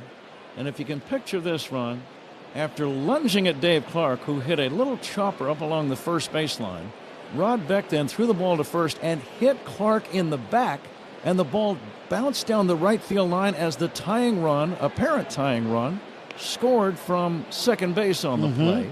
But umpire Eric Gregg ruled that Clark had run out of the baseline and was out. But it was a delayed call, so there were several seconds of confusion. And this is going to be ball 4 to Nootbaar. But I remember Jim Ruggleman ran out to argue, and he made me laugh later on. He said, I wasn't sure what I was going to argue, but I was going to argue something. Attaboy, Jimmy. Yeah, and it worked. Yeah, he could have been a lawyer. Jim Ruggleman, one of my coaches in Los Angeles. Great guy. You've been friends with Riggs a long time, too. I still talk to him on the outstanding guy. Still talk to him on the phone every once in a while. Big fan of Riggs. Excellent manager. He probably should be managing somewhere still. I know. He was one of those guys that every day he came to the ballpark, he worked extremely hard as a coach, a manager, to just give your team the best chance to win. Line drive off the glove of a diving Swanson. That's going to be a base hit. Dansby, frustrated, thought he should have caught the ball. A very difficult chance. He was on the outfield grass diving toward the hole, and that's a tough catch to make when you're diving. It is a base hit, and now 2 men are on, so the Cardinals mounting a 2-out threat with runners at first and second, and the batter is Alec Burleson. Yeah, this is one of those plays, Dansby, it's a Gold Glove caliber play, and he thinks he should make this play all the time. He just expects to do stuff like that, and hit off the edge of his glove and dropped in. And now Guire going out to talk to Ray, and I think what they're trying to do is give Caleb Thielbar just a little more time to get ready. And yeah, that's going to bring out Craig Counsell as Colin Ray has 2 outs here in the 5th. So unfortunately for Ray, he will not be able to get the win today. He is being congratulated, though, by all of his teammates. He came up big today. Yeah, he really did. And he's in line to be the winning pitcher, and he'll get a tremendous ovation, I would think, as he leaves the mound. Craig Counsell has not yet officially made the call.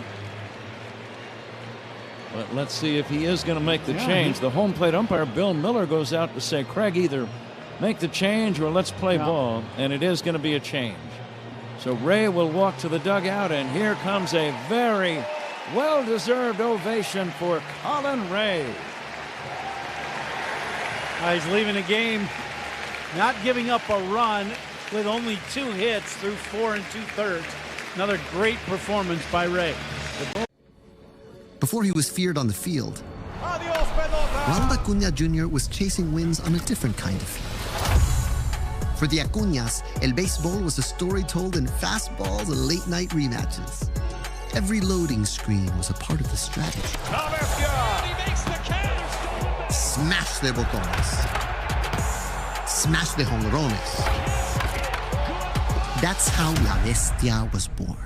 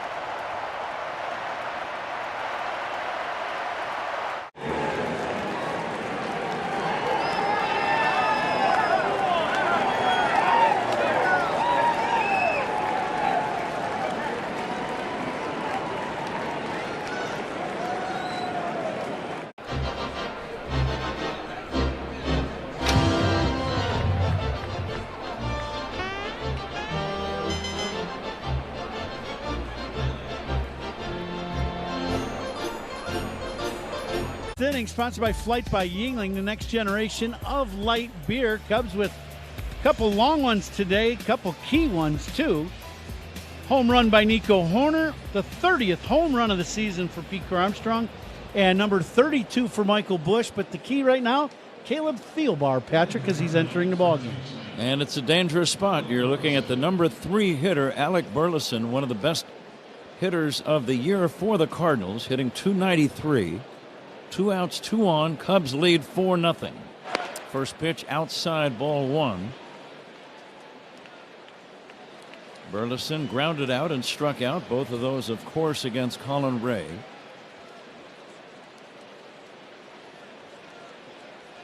Thielbar, 65 games.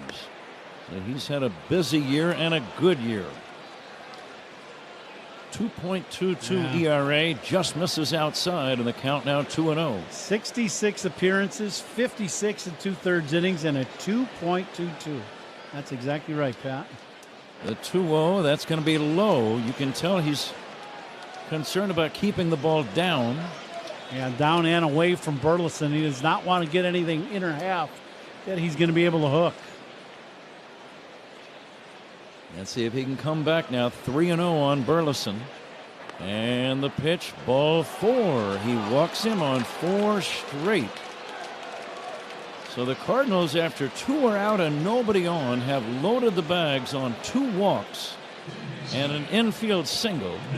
And now Nolan Arenado coming up with the bases loaded in this 4-0 game.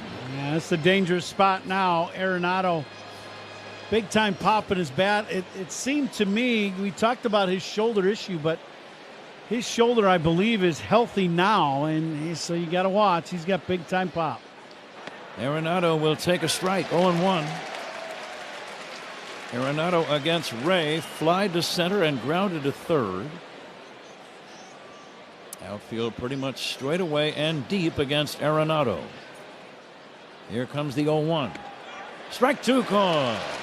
What's on your mind on 0-2, Ron? You got a couple options. That last pitch, a little backdoor hook, catches the outside corner.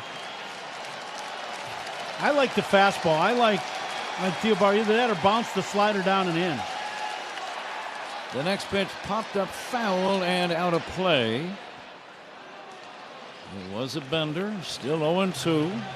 Tried to go down and in with it, didn't quite get it down, but it was in. Arenado with various ailments, limited to only 11 home runs for the year. This big crowd standing at Wrigley. It's a full house. And the 0-2. Swing and a miss, strike 3. A high fastball gets him. Arenado chasing a pitch up around the shoulders. No runs for the Cardinals. We go to the bottom of the 6th inning. Cubs 4, St. Louis nothing. This is The Score and the Southwest Airlines Cubs Radio Network. Take the Cubs with you in the Chicagoland area on the free. Ask yourself now, are you ready? The show is about to begin. Every pitch, every swing, every moment hits harder. And when these performers step up, the crowd loses its mind. Time to let these maestros of the diamond shine.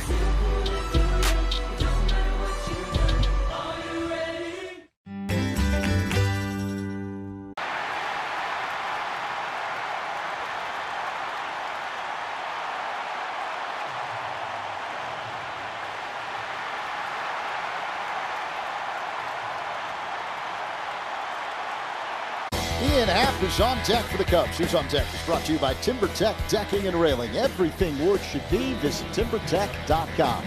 Happ? Left-hander John King, the new pitcher for St. Louis. Cubs lead 4-0. All of the Cubs runs on home runs. Solo by Nico Hoerner in the first. 2-run homer by Pete Crow Armstrong in the fourth. And a solo by Michael Busch in the fifth. All of those against the starter Miles Michaelis. And now the bullpen for St. Louis takes over. First pitch down low to Happ. He lines one into center, a base hit. Sharp single right back through the box. And it brings up Kyle Tucker. Tucker had a single his last time up. Let's see if that leads to bigger and better things. Absolutely. For Ian, he gets his fastball outer third, kind of running away from him a little bit, down and away, and he smokes this ball. You can't hit a line drive any harder than he just hit that one right back through the box. Happ will be held by Burleson at first. And here is Tucker standing in.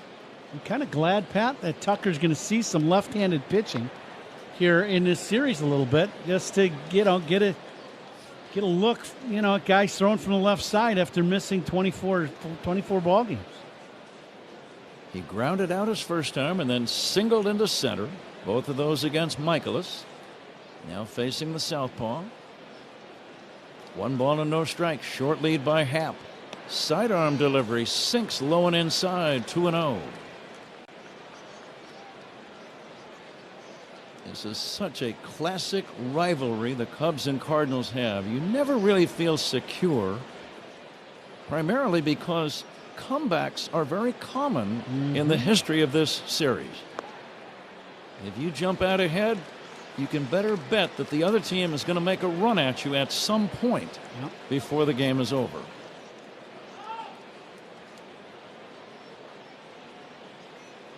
Burleson holding the runner Happ at first.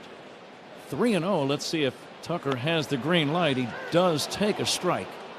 That ball just in the zone down near the knees. Yeah, that was a borderline pitch down and away. And Bill Miller gave him the call. It was borderline. It could have went either way. It did clip. Maybe just missed the edge of the strike zone. Here's a pickoff throw to first, not in time. We'll be right back out here again tomorrow, regardless of how this one turns out.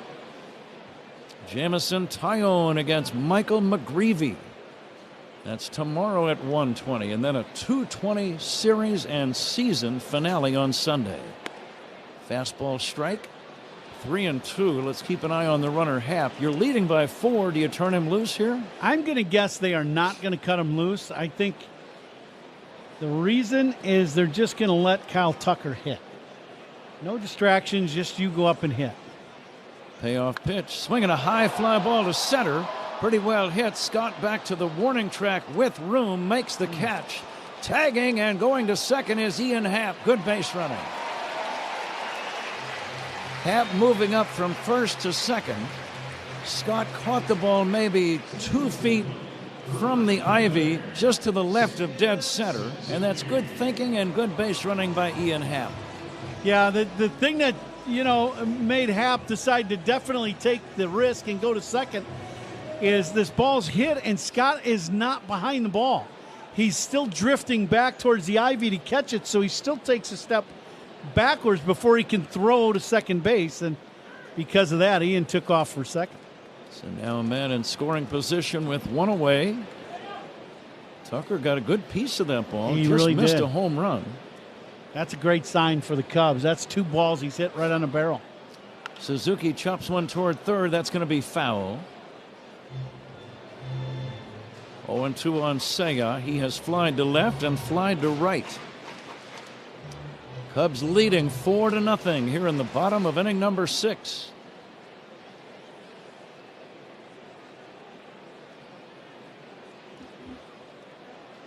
Now the left-hander King glancing back at the runner, deals low and inside, almost hit him. It's a wild pitch, and down to third goes Ian Happ. I thought that ball might have nipped the batter Suzuki in the foot, but it did not. He just was able to jump a rope and avoid, and then it got by the catcher Pages. Yeah, it bounces in front of Suzuki's feet and goes to the backstop, and Suzuki right away letting Happ know that he can take third. Cardinals bring the infield in. And now the 1-2 pitch to Seiya. Just missed outside. It's going to be a wild pitch a minute ago. The play on which Happ went from second to third. Suzuki would like to drive in his 98th run of the year right now. And he swings and misses. Curveball gets him, and that's out number 2. So now the infield backs up, and Pete Crow Armstrong coming up. Pete made history his last time up with a home run.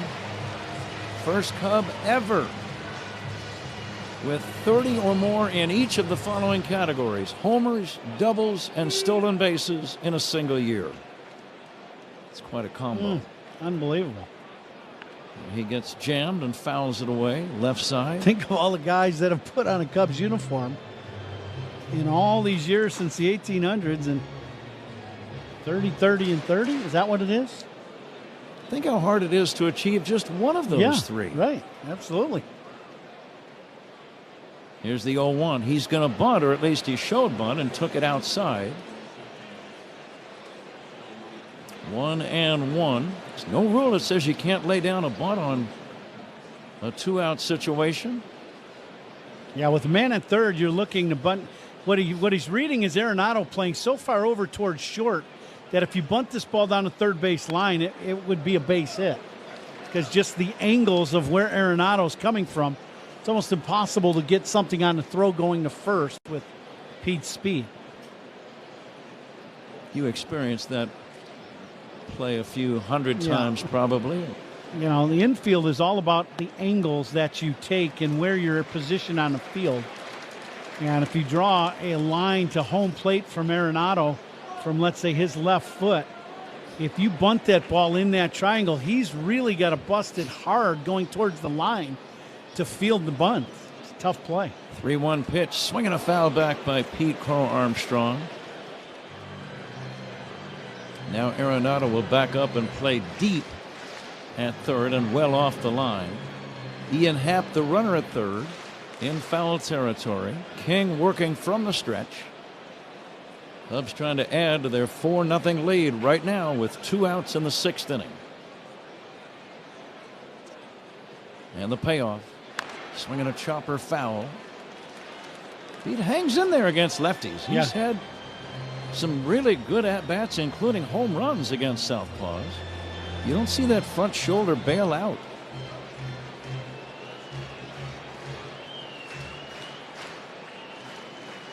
King with a brand new ball, ready for the payoff pitch. Swinging a drive, left center, on the run, Scott. Deep left center, makes the catch on the run on the warning track in front of the 368 sign. Pete Crow Armstrong drove it to the opposite gap, but Scott ran it down. Before he was feared on the field, Ronald Acuña Jr. was chasing wins on a different kind of field. For the Acuñas, el béisbol was a story told in fastballs and late-night rematches. Every loading screen was a part of the strategy. Smash de botones. Smash de jonrones. That's how La Bestia was born. What is it about baseball cards that make them so special? Why do you enjoy doing that? Well, the biggest thing is I started collecting when I was a kid. O-Pee-Chee was a Canadian hockey league, and then the Canadian football. But I didn't start in the U.S. until I had signed professionally as a ball player. And when I got my first rookie card, and I've got it here with me. Let's take a peek at that. 1966 with Billy Sorrell.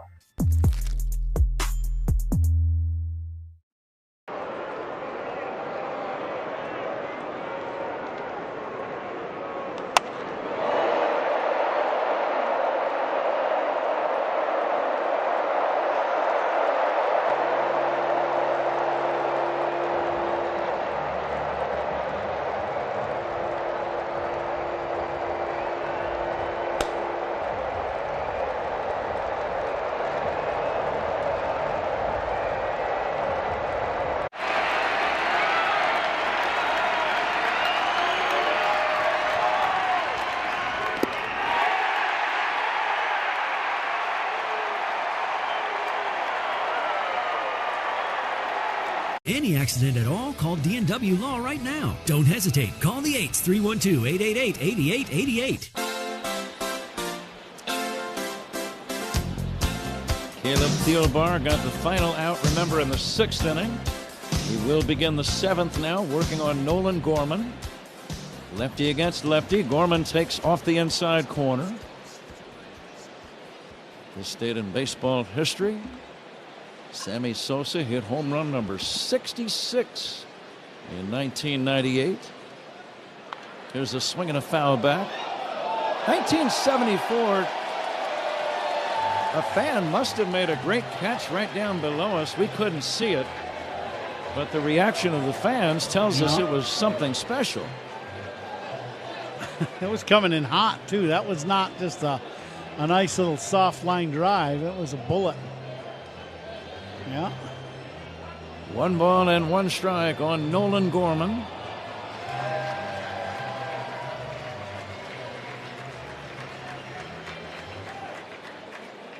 Cubs out hitting St. Louis 5-2.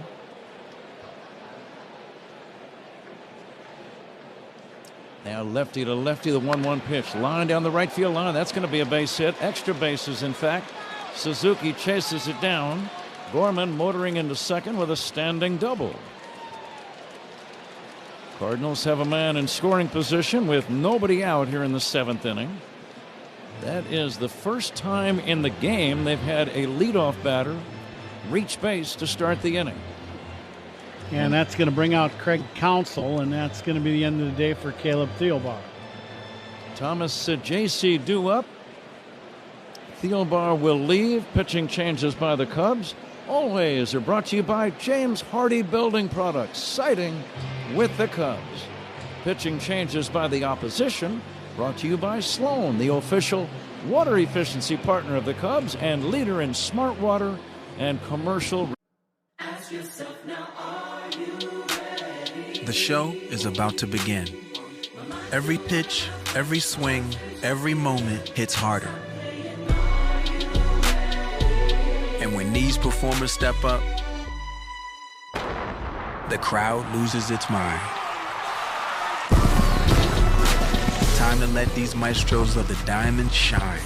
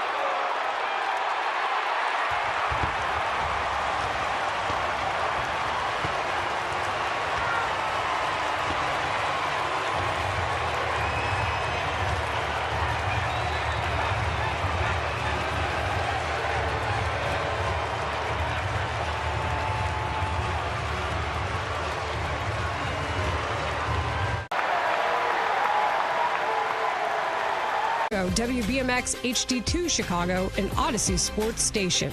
We are coming to you live all season long from the Invesco QQQ broadcast booth. Proud ETF partner of the Chicago Cubs. Pat? Thomas J.C., the first man to face Andrew Kittredge, and he looks at a strike.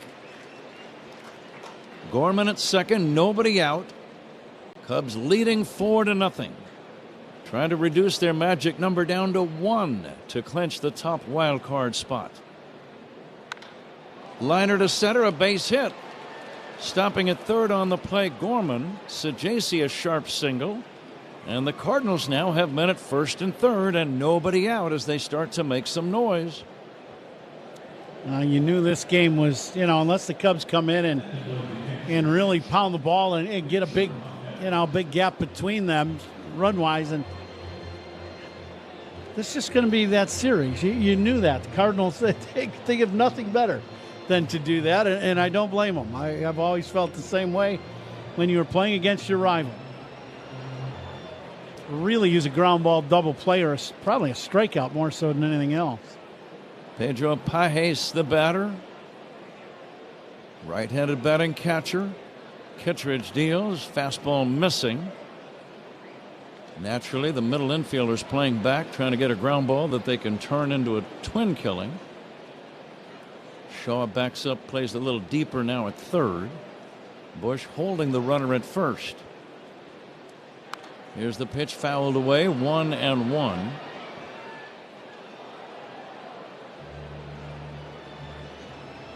Pages does have some pop. He's got 11 home runs. Burly right-handed batting catcher. Kittredge to the belt. The bearded right-hander fires. Here's a chopper foul. That's a good pitch, though. Yep. That sinking fastball. That sinker run has led to many, many thousands of double plays over the years. Well, you get the right-handed hitter, and, you think you're on it, and then you can't quite get to it, and you just bang it right into the ground. And with nobody out, the thing that you have is for Shaw at third. If the ball carries him forward, he could fire home and cut the run down at the plate. Or with Pages, you've got a great double play candidate. Here comes the 1-2 pitch instead of toss to first. If you are just joining us, the Cubs have played long ball today. Nico Horner homered in the first. Pete Crow Armstrong had a 2-run homer in the fourth. Michael Busch a solo homer in the fifth. 4-0 Cubs, 7th inning. Pages gets jammed and fouls one away. That pitch, it's almost an optical illusion from our broadcast booth. It looked like if he wouldn't have hit that ball, that it would have drilled him right in the belly. Yeah, no, I would agree. I would strongly advise young people not to swing at that pitch and get out of the way. Here comes the 1-2 from Kittredge. It's down low for a ball, 2-2. I can honestly say in 17 years of playing professional baseball, I never swung at a pitch and missed and it hit me. Nor did I think I've ever swung at a pitch that I thought was going to hit me. And nor would you want to do such a thing. No. You'd never. That was not something you'd go to the cage and practice. That's for sure. Here comes the 2-2 from Kittredge. Swinging a tapper foul. Big crowd at Wrigley. We'll get the exact attendance figure soon, but it's going to be a whopper. Cardinals get their bullpen going. A couple of right-handers start to throw.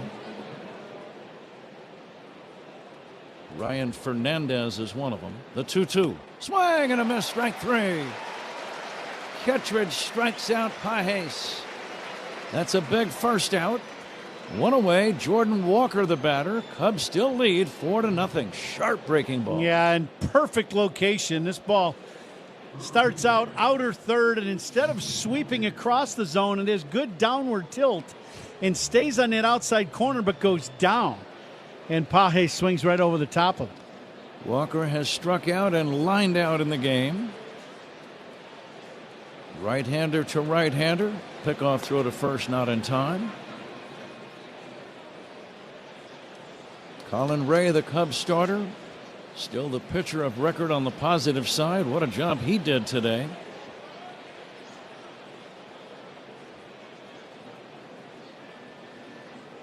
And now the pitch.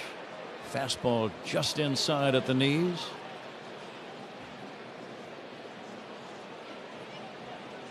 Walker, one of the Cardinals' top prospects, has had a disappointing year, hitting .213 with 5 home runs.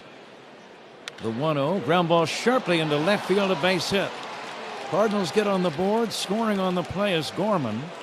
Walker a sharp single on the ground between third and short, and now it's a 4-1 ball game, and the Cardinals will have the tying run at home plate.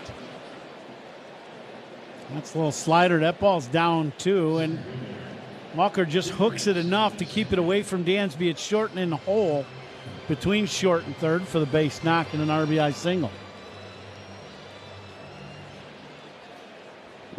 3 hits in the inning for St. Louis. Each team now with 5 hits in the game. The left-handed batting Victor Scott batting. He will swing and miss. He tried to hold up and couldn't do it. 0-1. Hardest working player of the game, brought to you by Bosch Power Tools. More you Bosch, more you feel like a Bosch. How about Colin Ray today? 4 2/3, did not give up a run, and only 2 hits. Now this set, the 0-1 is in there for a strike. And the count 0-2. Scott struck out and lined out to center. Runners at first and second. Here's the 0-2 pitch. Swing and a miss. Strike 3. Kittredge strikes out Scott. 2 down in the inning. Cubs lead 4-1 with men at first and second. Lars Nootbaar, the batter. Boy, another great slider. That's the strikeout pitch. It's in the zone. It doesn't sweep a lot, but boy, it sure gets good downward tilt to get the strikeout. Nootbaar 0 for 2 with a walk. He's got some power, left-handed batter. Here's the pitch. In there for a called strike. Kittredge right on the edges of the strike zone. Boy, he's made some good pitches. Runners take their leads, first and second. Here's the 0-1. Called strike 2. Nootbaar looking at the first 2. What's on your mind here, Ron? I think the slider has been his strikeout pitch. You could go with it again. The 0-2 on the way. Low and inside for a ball.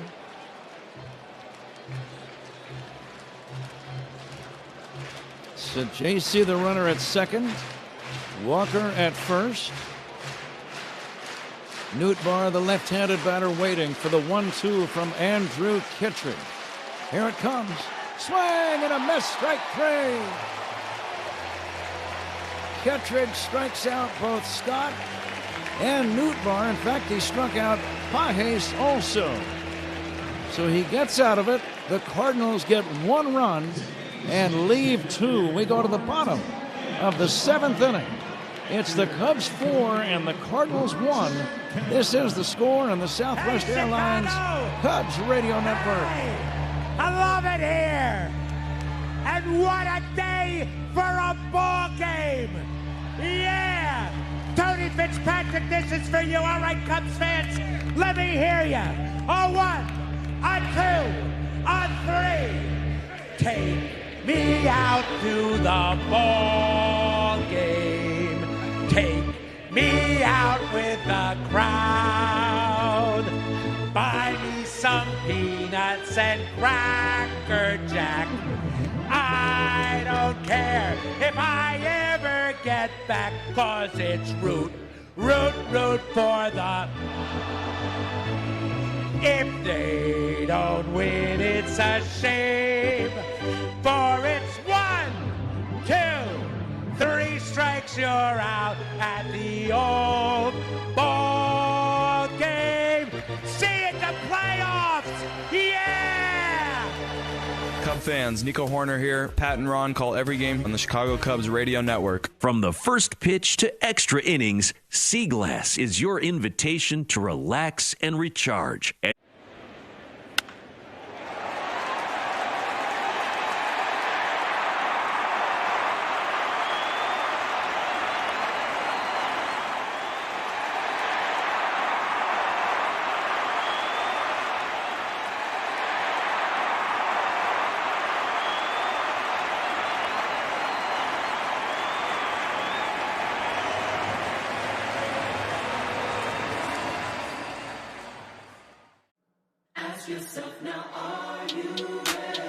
The show is about to begin. Every pitch, every... Like to rake in a huge pile of cash? Bird Bash, only at Potawatomi Casino Hotel, Milwaukee. More info at Potawatomi.com/birdbash. Must be 21 years old to play. Brings it. And Dansby Swanson takes inside for ball 2. Strikeouts by Cubs pitchers, brought to you by your Chicago and Northwest Indiana Hyundai dealers. What a job by Andrew Kittredge in the top of this inning. Played through some great sliders to get out of that inning. Swanson will take a strike. Cubs would like to build up their lead a little bit more comfortably. It is 4-1, but it's a hitter's day at Wrigley. Nice and sunny and warm. The ball is carrying. Cubs with 3 homers in the game. Swanson takes a strike and the count 2-2. And opponents' pitching changes are sponsored by Sloan, official water efficiency partner of the Chicago Cubs. Leader in smart water and commercial restroom solutions. Visit sloan.com. Defensive alignment here straight away in the outfield against Dansby. He has popped out to short and flied to the warning track in center. And the 2-2. Low and outside. Defensive alignment sponsored by Fitzgerald Equipment. Material handling handled. Learn more at FitzgeraldEquipment.com. Gang from Fitzgerald Equipment was here last night and they enjoyed themselves. Here's the 3-2. Swinging a foul back.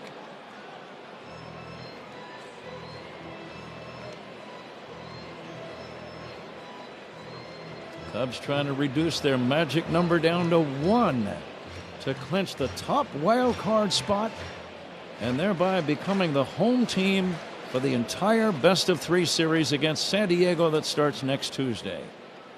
3-2 pitch is down low, ball 4. Swanson gets the leadoff walk, and it brings up Reese McGuire. As a designated hitters in today's ballgame, now it's been Kyle Tucker. They're sponsored by Fireplace and Chimney Authority. Book now, burn later, skip the rush.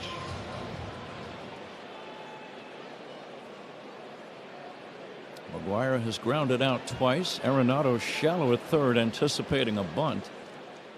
McGuire swings and misses. He might be laying down a bunt. We'll see. He was trying to lay one into the water in Lake Michigan with that first swing. Sailboats, here I come.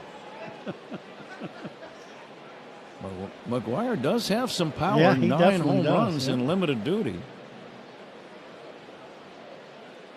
I think 130 at bats. He's got 9 bombs. That's not bad, right? You start thinking and playing, once a week, twice a week, maybe, depending on the week. But he has had a great season for the Cubs.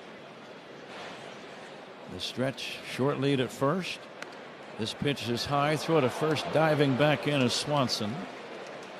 Walks to Cubs batters. Those are always things that either start or contribute to rallies. And they're also sponsored by It'sNotAGameIllinois.com. Remember, a walk is free.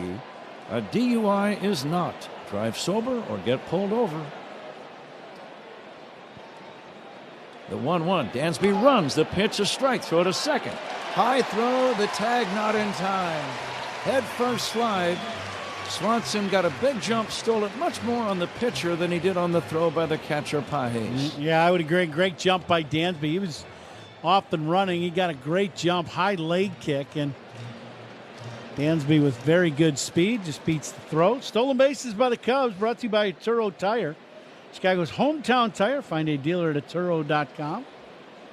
2-1. McGuire trying to pull one to advance the runner over to third. Pulls it foul. That's the idea here. Nobody out, a guy at second. At the very least, you want him to be at third after your at bat. Yeah, I would agree. Now the big right-hander, Graceffo, set and brings it. And the pitch swung on and missed. The pitch in the dirt. The throw goes to first in time. McGuire. Defensive plays in this ball game. Tough play of the game today also. I would say it's pretty tough to hit 30 home runs. And we had a young guy do that today. Pete Crow-Armstrong with his 30th home run of the year. 30 homers, 30 doubles, 30 stolen bases. Matt Shaw takes inside. And you start thinking about all the great players that have played for the Cubs in about 150 years worth of competition. Not a single guy ever had that combination of 30 in all 3 of those categories: homers, stolen bases, and doubles. Line drive down the left field line, base hit. It's up against the wall. Swanson scores. Racing around second, going to third is Shaw. The throw to third, not in time. He's got a triple. Cubs lead 5-1. Listen to this crowd. Shaw gets the breaking ball going away, and he goes out and hooks this ball.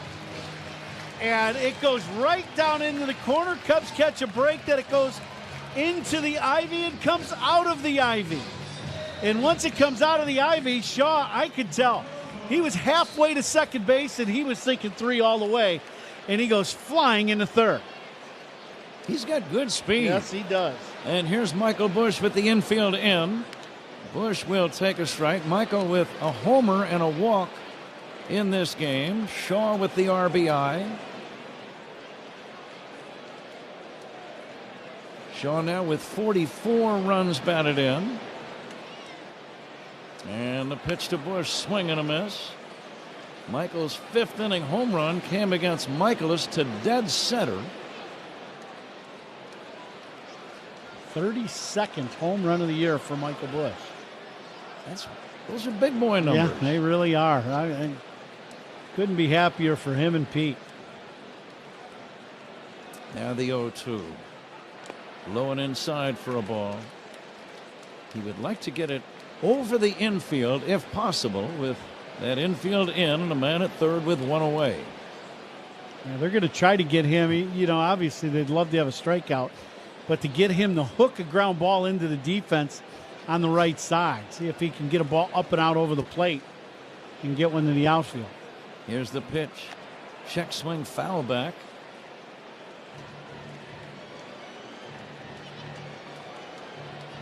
Cardinals got a run in the top of the inning. Cubs have scored in the bottom half.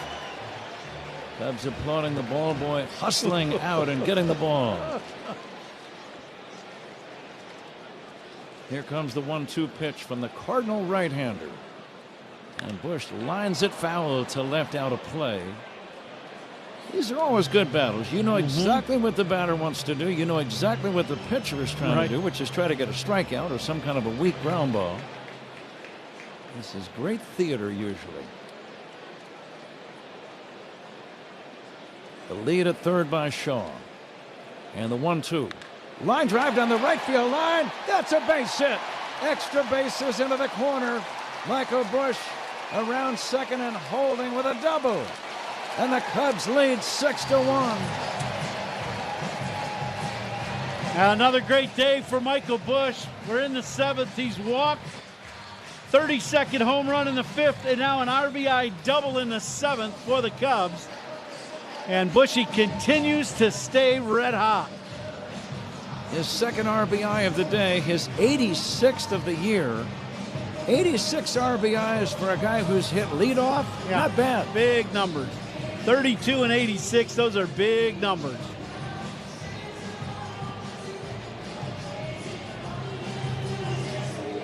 Cardinal pitching coach will head to the mound.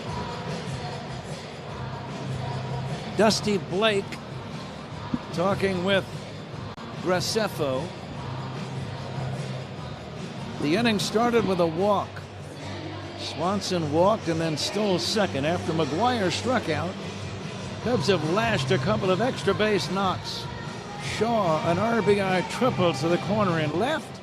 Bush an RBI double to the corner in right.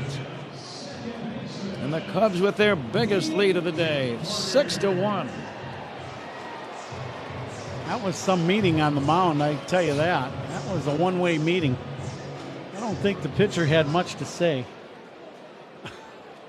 Here is Nico Horner. Nico homered in the 1st to start the scoring.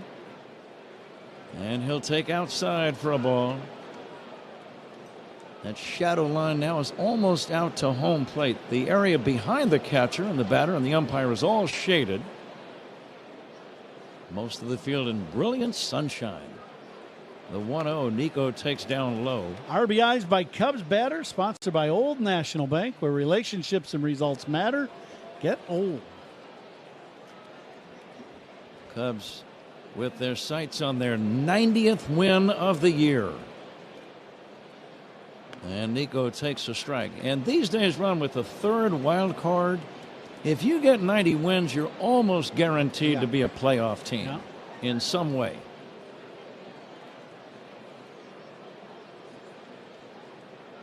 Now the 2-1. And Nico swings and fouls it. That ball took a bite out of Pages, the catcher. Those are cruel. It's a high pitch. You reach up for it as a catcher, and the ball is fouled. And instead of going where you thought it would go, it goes much lower in your body. Yeah, this ball. Into the painful regions. This one, you're exactly right. It's Pages doubled over in pain.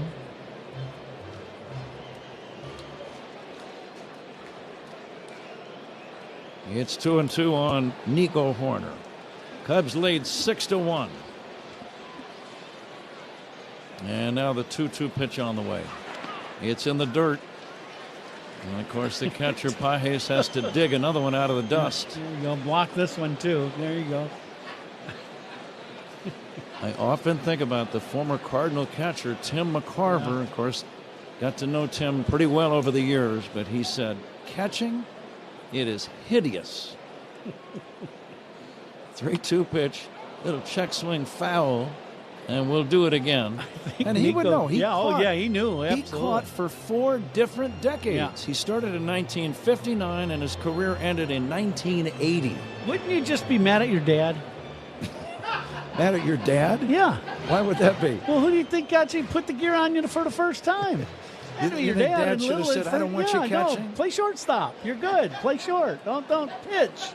Put the gear on, you're stuck with that stuff. I've never really heard that concept before, Ron. I like it. Ground ball up the middle. Diving stop, but it's a base hit. It's a base hit. So JC, the shortstop, made a very nice diving stop. Stopping at third on the play is Bush. It's an infield single for Nico Horner. And I'm still thinking about your father theory.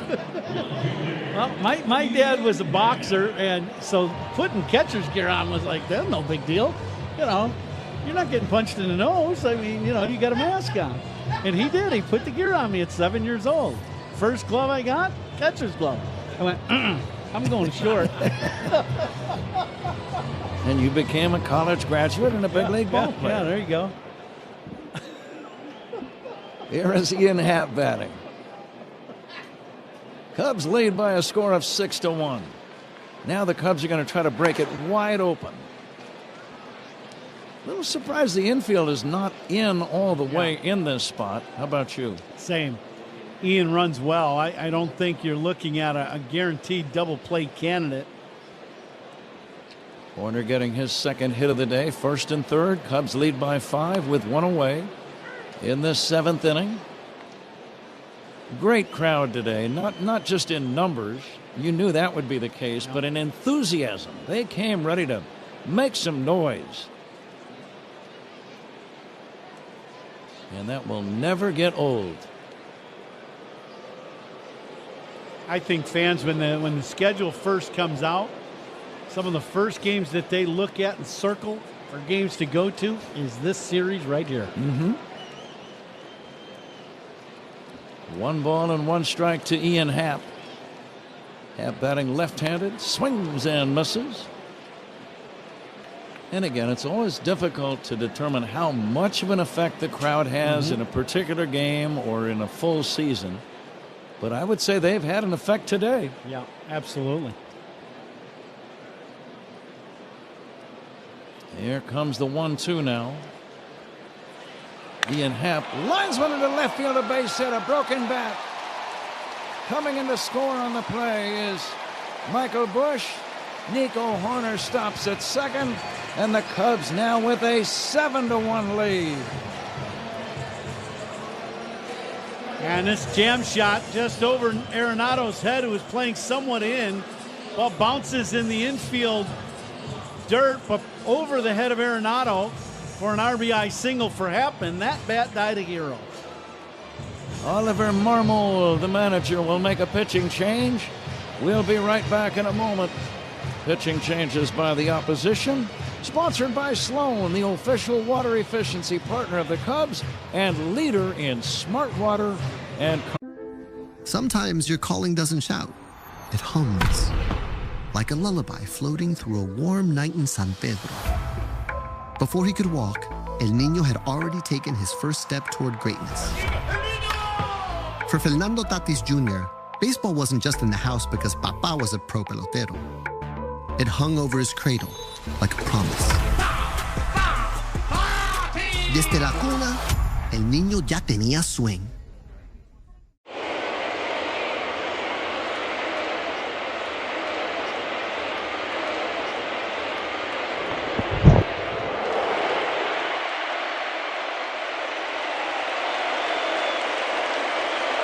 You know, we like to stay on topic here, but Squirrel. What? Where? Squirrel. Where? Oh, no. How about that? That went right up into the batter's eye, into the camera position. How about that? Whoa, that one will fall into the White Sox dugout. Well, it looks like he's still aggravated about being traded away. She's so excited she just threw it back. That was off the ledge, too. We can't get that down. How do you get out, though? That's the problem. There's no exit. I'm going to throw out a restaurant kitchen term to you, and then hit me with the baseball one. I'll start first. Okay. Mise en place. Oh, mise en place. That is, as the chef, you put all your different ingredients out, kind of before you start cooking, right? You got it, man. With the Cubs leading the Cardinals 7-1 here in the bottom half of the 7th inning. Pat? It's been a 3-run inning so far. And still only one away with men at first and second. And Roycroft is the new pitcher. Chris Roycroft. And the first pitch swung on and missed by Kyle Tucker. Kyle's had some good at-bats considering it's his first game in 24 days. He's grounded out, singled, and fly to the warning track in center. Here comes the 0-1. He takes inside, and I think he's laid off some tough pitches also, yep. Ron. I think you're right. He's had good at-bats, put some good swings, and just missed a home run to straightaway center, which that's a great sign, and singled up the middle. Now that shadow line right at home plate. The umpire and the catcher are in the shade. Here's a pitch low and inside. The other thing about his at-bats is his eye. You know, we always talk about how good of an eye he has the plate with not chasing a lot of pitches off the plate away. That has remained today. He has been very good not chasing pitches out of the zone. Happ at first, Horner at second. Fastball is in there for a strike, 2-2. Top of the zone over the inside corner.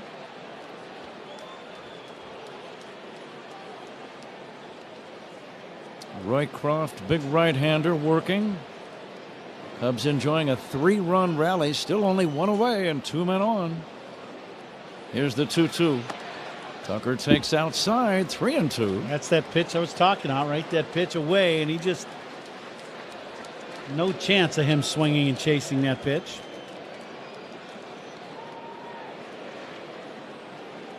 Runners have their leads at first and second with one away. And the payoff pitch. It's inside. It almost hit him, and it's ball 4. RBIs by Cubs batter, sponsored by Old National Bank, where relationships and results matter. Get old. And a triple earlier in the inning by Matt Shaw. Triples by the Cubs batters. With that triple, Great Lakes Credit Union makes another donation to the Northern Illinois Food Bank as Seiya Suzuki steps in. Infield back. Seiya takes outside. Getting back to the Great Lakes Credit Union. They make a donation to the Northern Illinois Food Bank. Join GLCU's mission of banking for a greater good at glcu.org. Cubs at the meet of the lineup up right now. Presented by Chef IQ Sense. Never under or overcook your food again. Purchase now at chefiq.com. Seiya can pretty much finish the competitive part of the game if he can get a hold of one right now. It's already 7-1, and we're in the 7th inning. Right-hander to right-hander, the 2-0. Seiya takes a strike. I thought he'd be a little more aggressive on the 2-0 pitch. I thought so too. He might be having a little issue seeing with the shadows, but that was a fastball at the knees right down the middle. Pretty good movement, though, I will say, from Roycroft. Now the 2-1. And Seiya drives one in the air. Deep left field. It's got a chance. Grand slam.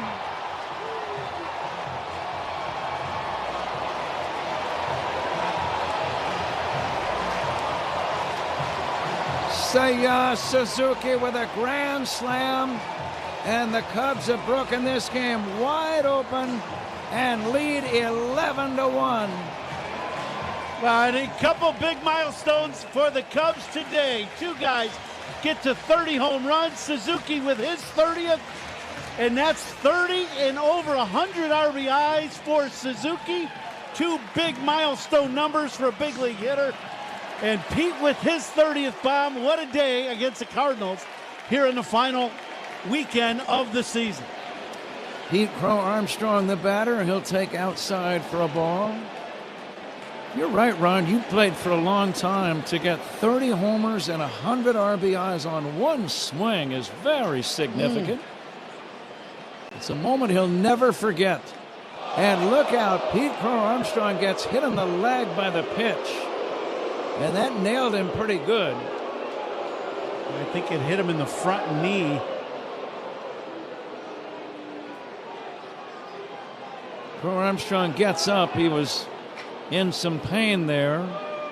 Greg Counsell out to take a look at him. Neil Ramp, one of the trainers, out as well. It's a slider inside to Pete, and it hits him in the right knee on the side of the leg. You know, right at the knee. He's walking slowly. He's going to stay in. And like you said, it was a breaking ball and not a fastball. If a guy's trying to drill you, he would not throw a spinner at all. No, he's not throwing a spinner at your knee. I can promise you that. He's trying to hit you right in your number in the back, in your middle of your back, if he's nice.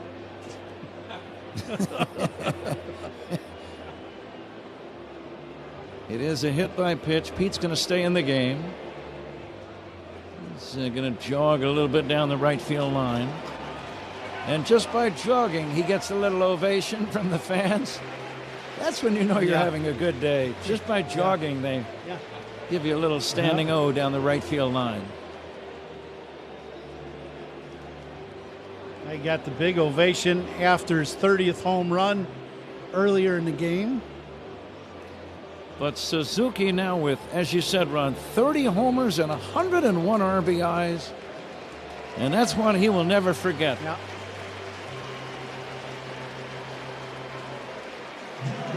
Yeah, Suzuki gave it a big fist pump going to first base. He knew it.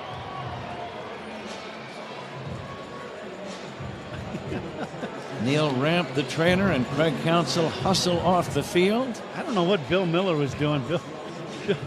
Bill Miller, pitcher was trying to throw a warm-up pitch in between, and Bill Miller stepped in front of the catcher and wouldn't let him do it.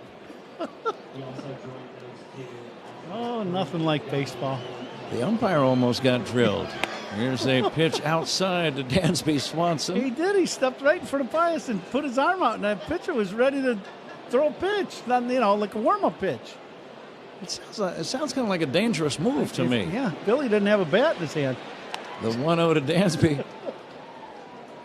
Not sure what you would block it with unless you took off your mask, and that would be kind of awkward.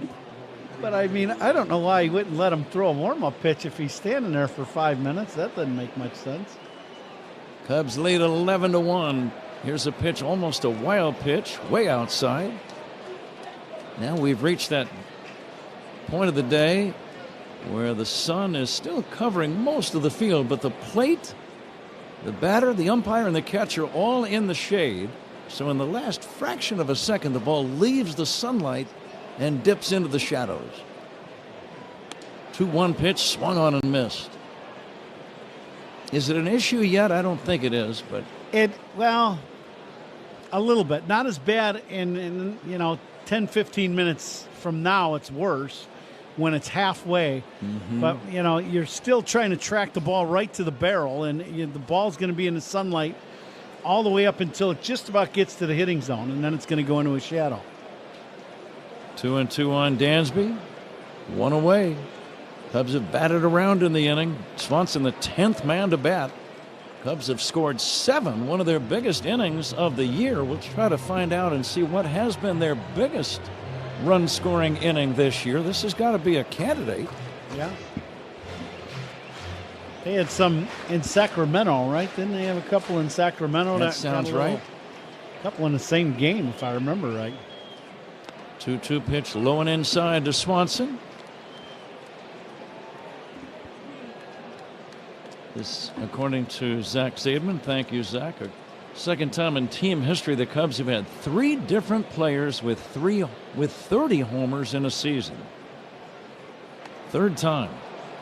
Swing and a miss, strike 3, and Swanson is out number 2. And Reese McGuire coming up. 392 feet on the grand slam by Suzuki. Yeah, with no wind or whatever, whenever it does blow at all, it's blowing out. Suzuki hit that ball halfway up the bleachers. Swing and a miss by McGuire. It's another hefty home run. Official trash bag of the Chicago Cubs. Hefty. Strength that's anything but ordinary. Guys, in May, the Cubs scored 8 runs in an inning against Miami. Swing and a miss. How about the Friday crazy game against Arizona here early in the year when Arizona scored something like 8 in the top of the 8th and the Cubs came back with 7 or 8 of their own. Remember that one? Yeah, that's when we drank extra coffee. Absolutely. Here's a wild pitch. And down to second goes Pete Crow Armstrong.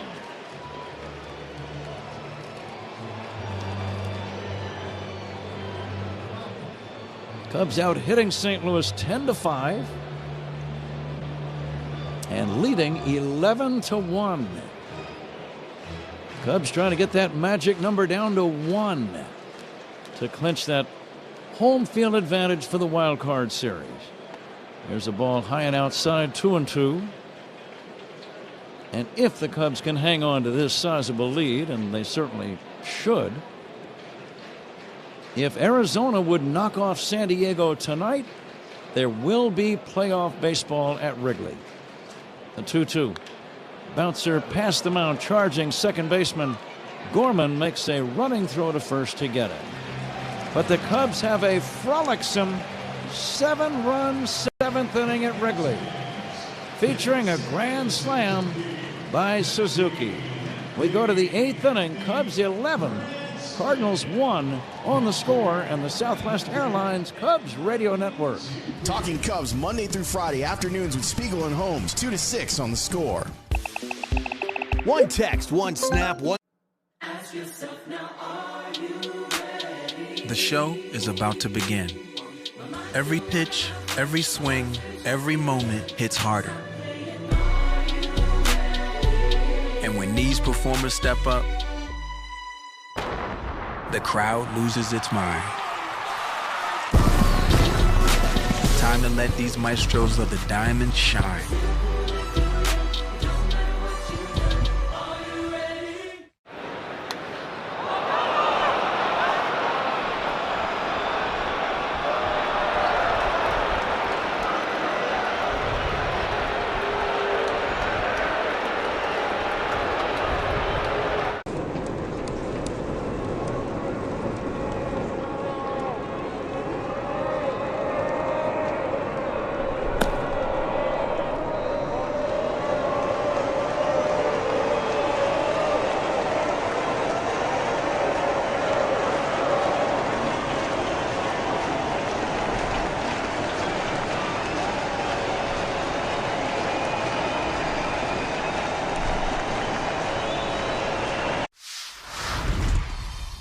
A snack that Freddie cannot resist. I would have to say chips and guacamole. Organic mango, yep. Is that because of the strong Dominican contingent in the major leagues, bro? Has anybody ever struck out and gone crazy and smashed the cooler full of mangoes? Nah, our team's not really into smashing each other's stuff, I guess. Are you a seasoning guy? You like to drown your stuff in dips and sauces? No. Gotta watch my figure. And it looks great, brother. I appreciate it. Very sexy man. Yeah, Let's go, Freddie Freeman, ladies and gentlemen. 7-7. Cars for Kids. That's Cars of the K to donate your car today. And the 7th inning stretch was sponsored by the new Volvo XC90, designed for life. And Cubs have been banging the ball all over the yard today, Patrick. And they're enjoying a 10-run lead. Daniel Palencia is the new pitcher in the bottom of the 8th inning. It is Colin Ray's game to win. And I like the tone that he set for today's game. He was all business. 5 shutout innings. Ivan Herrera will lead off the Cardinal 8th inning and take high for a ball. Yeah, 5 2/3, right? For 5 2/3, no walks. Let's see, he did walk one man right before he left, but gave up no runs. Now the next pitch, fly ball to center, should be routine for Crow Armstrong. Backpedaling a little bit near the track, makes the catch. Jimmy Crooks is the guy that hit that fly ball, and Crooks is out number 1. Wonder if John Kruk ever had a teammate named of Crooks. He'd be a good base stealer, wouldn't he? It certainly sounds like he would be. Cubs pitching changes. They are sponsored by James Hardy Building Products, siding with the Cubs. Yoel Pozo, the batter. He'll take a strike. Pozo hitting .237. Palencia could be a very important man in the upcoming weeks. Yeah, very much so. He was the closer for most of the year. Spent some time on the injured list. Here's a swing and a miss. But it would be important, Ron, for him just to have a good day today, possibly at some point over the weekend, to get an inning in or two. Yeah, I would agree. I think that's, you know, you really want him to get back on track and feeling comfortable back on the mound again. And the 0-2. Swing and a miss. Strike 3. Pozo strikes out. Palencia gets the first 2 here in the 8th inning. And the batter is Nolan Arenado. Let me correct that. This might... Nolan Arenado has left the game. I think Fermin is now going to pinch hit Pat for Arenado with the game getting out of hand here a little bit. Jose Fermin. And the pitch on the way to Fermin. And that's going to be just outside for a ball. Catch of the game today, sponsored by Catch Des Moines. Discover the weekend getaway in Des Moines where only the S's are silent. Find all the fun at CatchDesMoines.com. Been some very nice plays by the Cubs on defense today. Cubs have played really well in all phases today, Ron. And one of the best all-around performances in memory, really. I would agree. They hit the ball, they pitched well, they made some good defensive plays, they've run the bases well. Well, 10 hits, right? You hit some bombs, we get some home runs, but 10 hits, so, you know, everybody up and down the lineups contributed. Fastball is inside to Fermin, 3-0. Yep. Stolen bases by the Cubs. They've been powered all year by Atturo Tire, Chicago's hometown tire. Find a dealer at Atturo.com.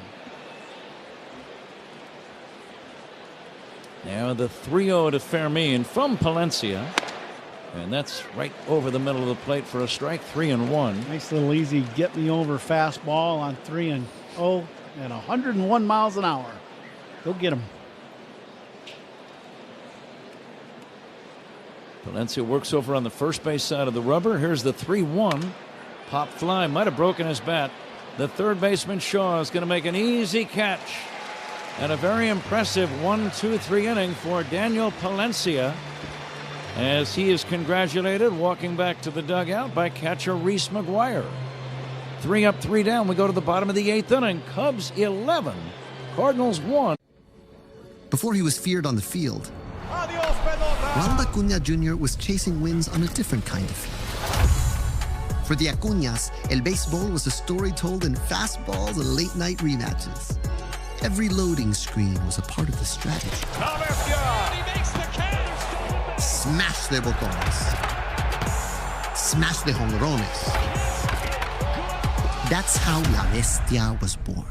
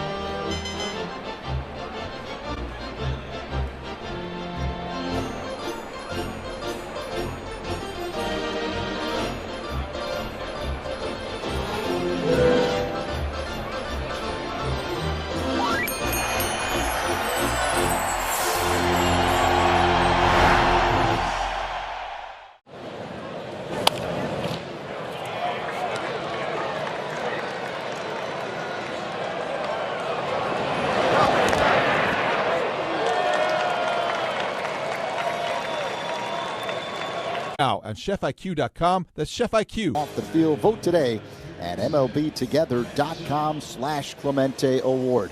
Whole bunch of defensive changes, Pat, for the Cardinals. Joel Pozo stays in the game at first. Jose Fermin now playing second. Nolan Gorman at third. Thank you, Zach. Bottom of inning number 8. Cubs leading comfortably 11-1. It was a fairly close game until the 7th inning when the Cubs put 7 on the board, featuring a grand slam by Seiya Suzuki.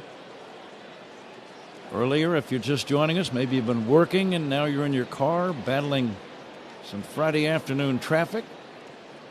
Nico Hoerner had a homer in the first. Pete Crow Armstrong a 2-run homer in the 4th. Michael Busch a solo in the 5th. So the Cubs have played long ball all day long. And great pitching by Colin Ray and the bullpen. Yeah, Ray has been on, Colin's been on a roll, that's for sure. He was outstanding today. Great fastball, very good breaking ball. Shaw hits a high fly ball into shallow left. Nootbaar will come in and make the catch. And that's out number 1. We'll be right back out here again tomorrow. Of course, we will be keeping tabs on that game in San Diego later on tonight. Arizona at San Diego. Yu Darvish, former Cub, pitching for the Padres. Zach Gallen going for Arizona. Here's a swing and a line drive, base hit to center. Moises Ballesteros lining one right back through the box. Roycroft had to low bridge to avoid being nailed. That'll throw a scare into you. Yeah, that ball was smoked back through the middle. Right by his coconut.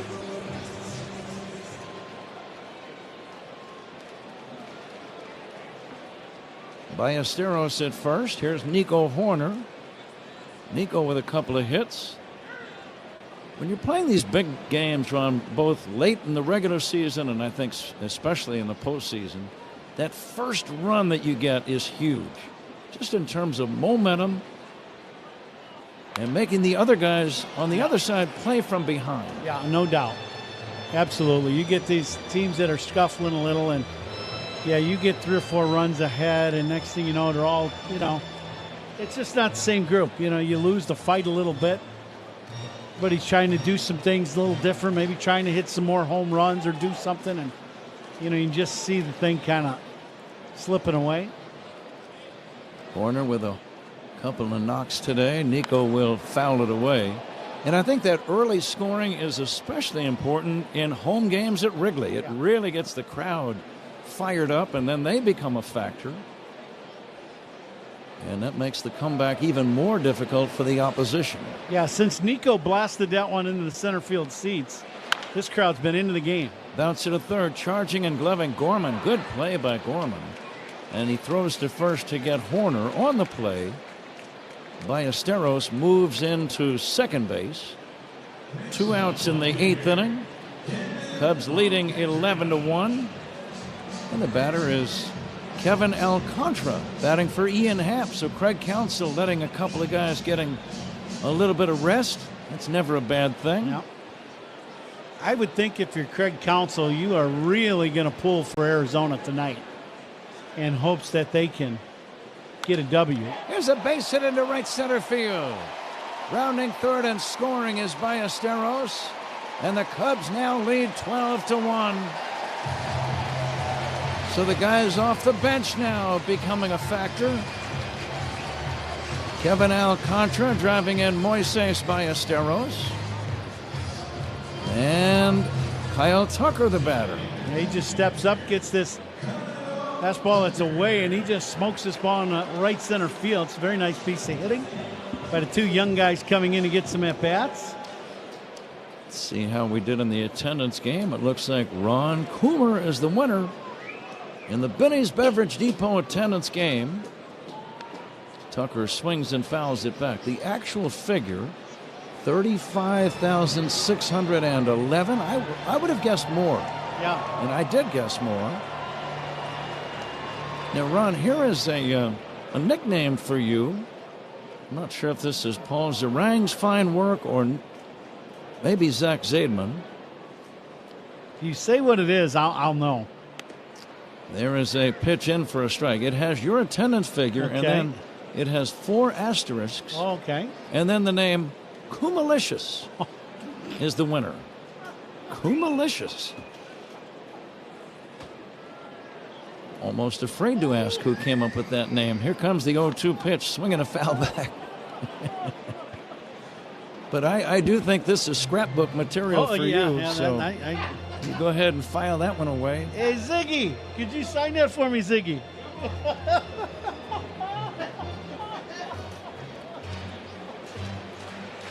I'll have to introduce you in that manner tomorrow at the start of the game. Yeah, that's great. Along with former Cub and All-Star, the one and only Kumalicious. I don't want to. It's part of being a journalist. You understand part of being a good reporter. Is I that feel what it is? obligated to do that. I don't really want to. Right. Okay, Ziggy. Here's the 1-2 to Kyle Tucker. It's outside for a ball, 2-2. Cubs lead 12-1. Getting back to Craig Counsell, hoping for Arizona to win tonight, so Cubs would not have to worry about winning these last 2 games. Here's a pop-up on the infield. This is going to end the inning. And Gorman over at third makes the catch to end the inning. Cubs get a run on the RBI single by Alcantara. We go to the 9th inning. Cubs 12. Ask yourself now, are you ready? The show is about to begin. Every pitch, every swing, every moment hits harder. And when these performers step up, the crowd loses its mind. Time to let these maestros of the diamond shine.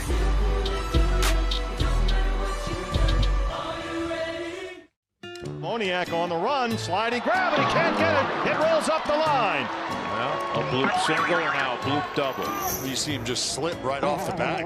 Clean up on base number 1. Lourdes throws the pineapple up the line. What is going on down here? Back in the produce section. That's good. How about that? Myers went all the way to the 380 mark. He had that in his glove. Wow.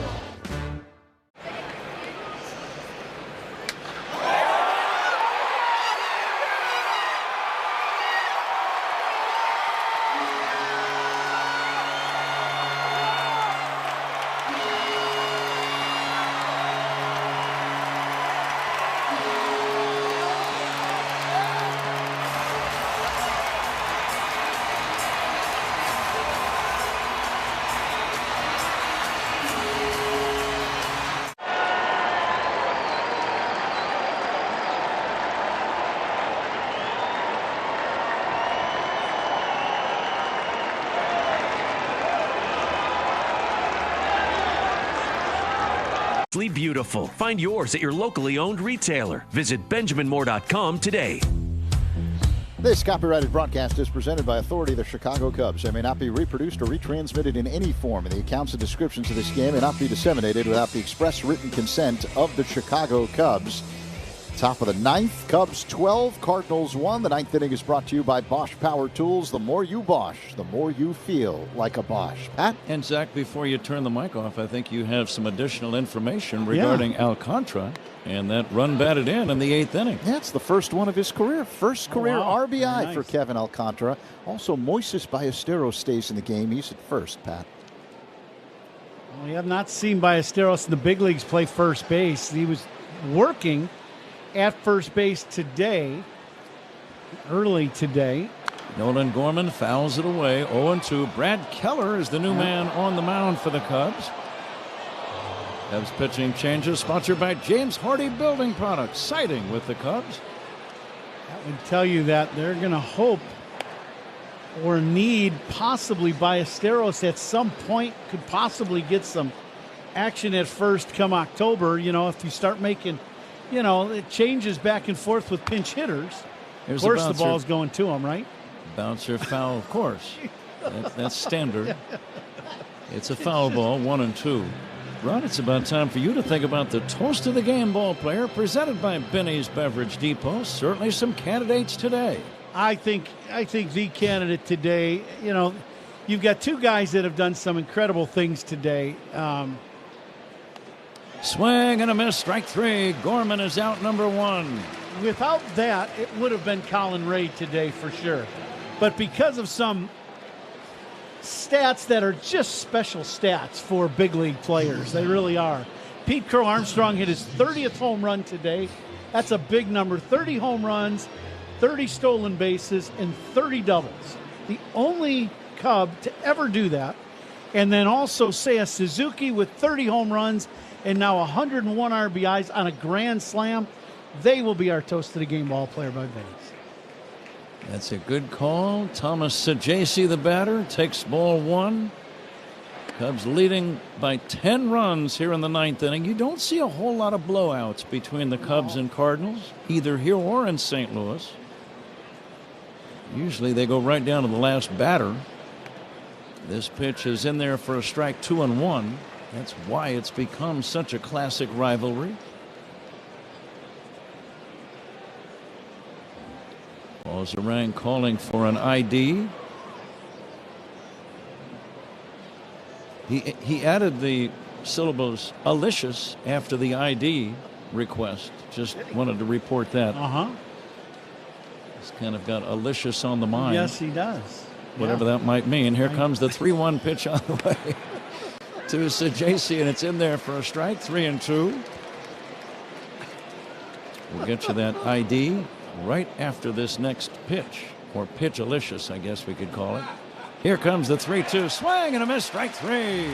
10 for ID. This is The Score and the Southwest Airlines Cubs Radio Network. Take the Cubs with you in the Chicagoland area on the free Odyssey app. We are the Southwest Airlines Cubs Radio Network, WSCR Chicago, WBMX HD2 Chicago, and Odyssey Sports Station. Please stay tuned for Zach Zaidman's postgame show, the Verizon postgame show. Zach preparing that show right now. Pedro Pajes pops it up. This is going to do it. Cubs are going to move to within 1 magic number. Caught by Swanson in shallow center. Ball game is over. Cubs win it easily, 12-1. The magic number down to 1 to clinch the top wild card spot, and thereby being the home team for the entire best-of-3 series starting next Tuesday against San Diego. So a big day and a big win here at Wrigley today, Ron, and the fans who came thoroughly enjoyed the action. From the very beginning of the ball game, Colin Ray has a quick 1-2-3 inning.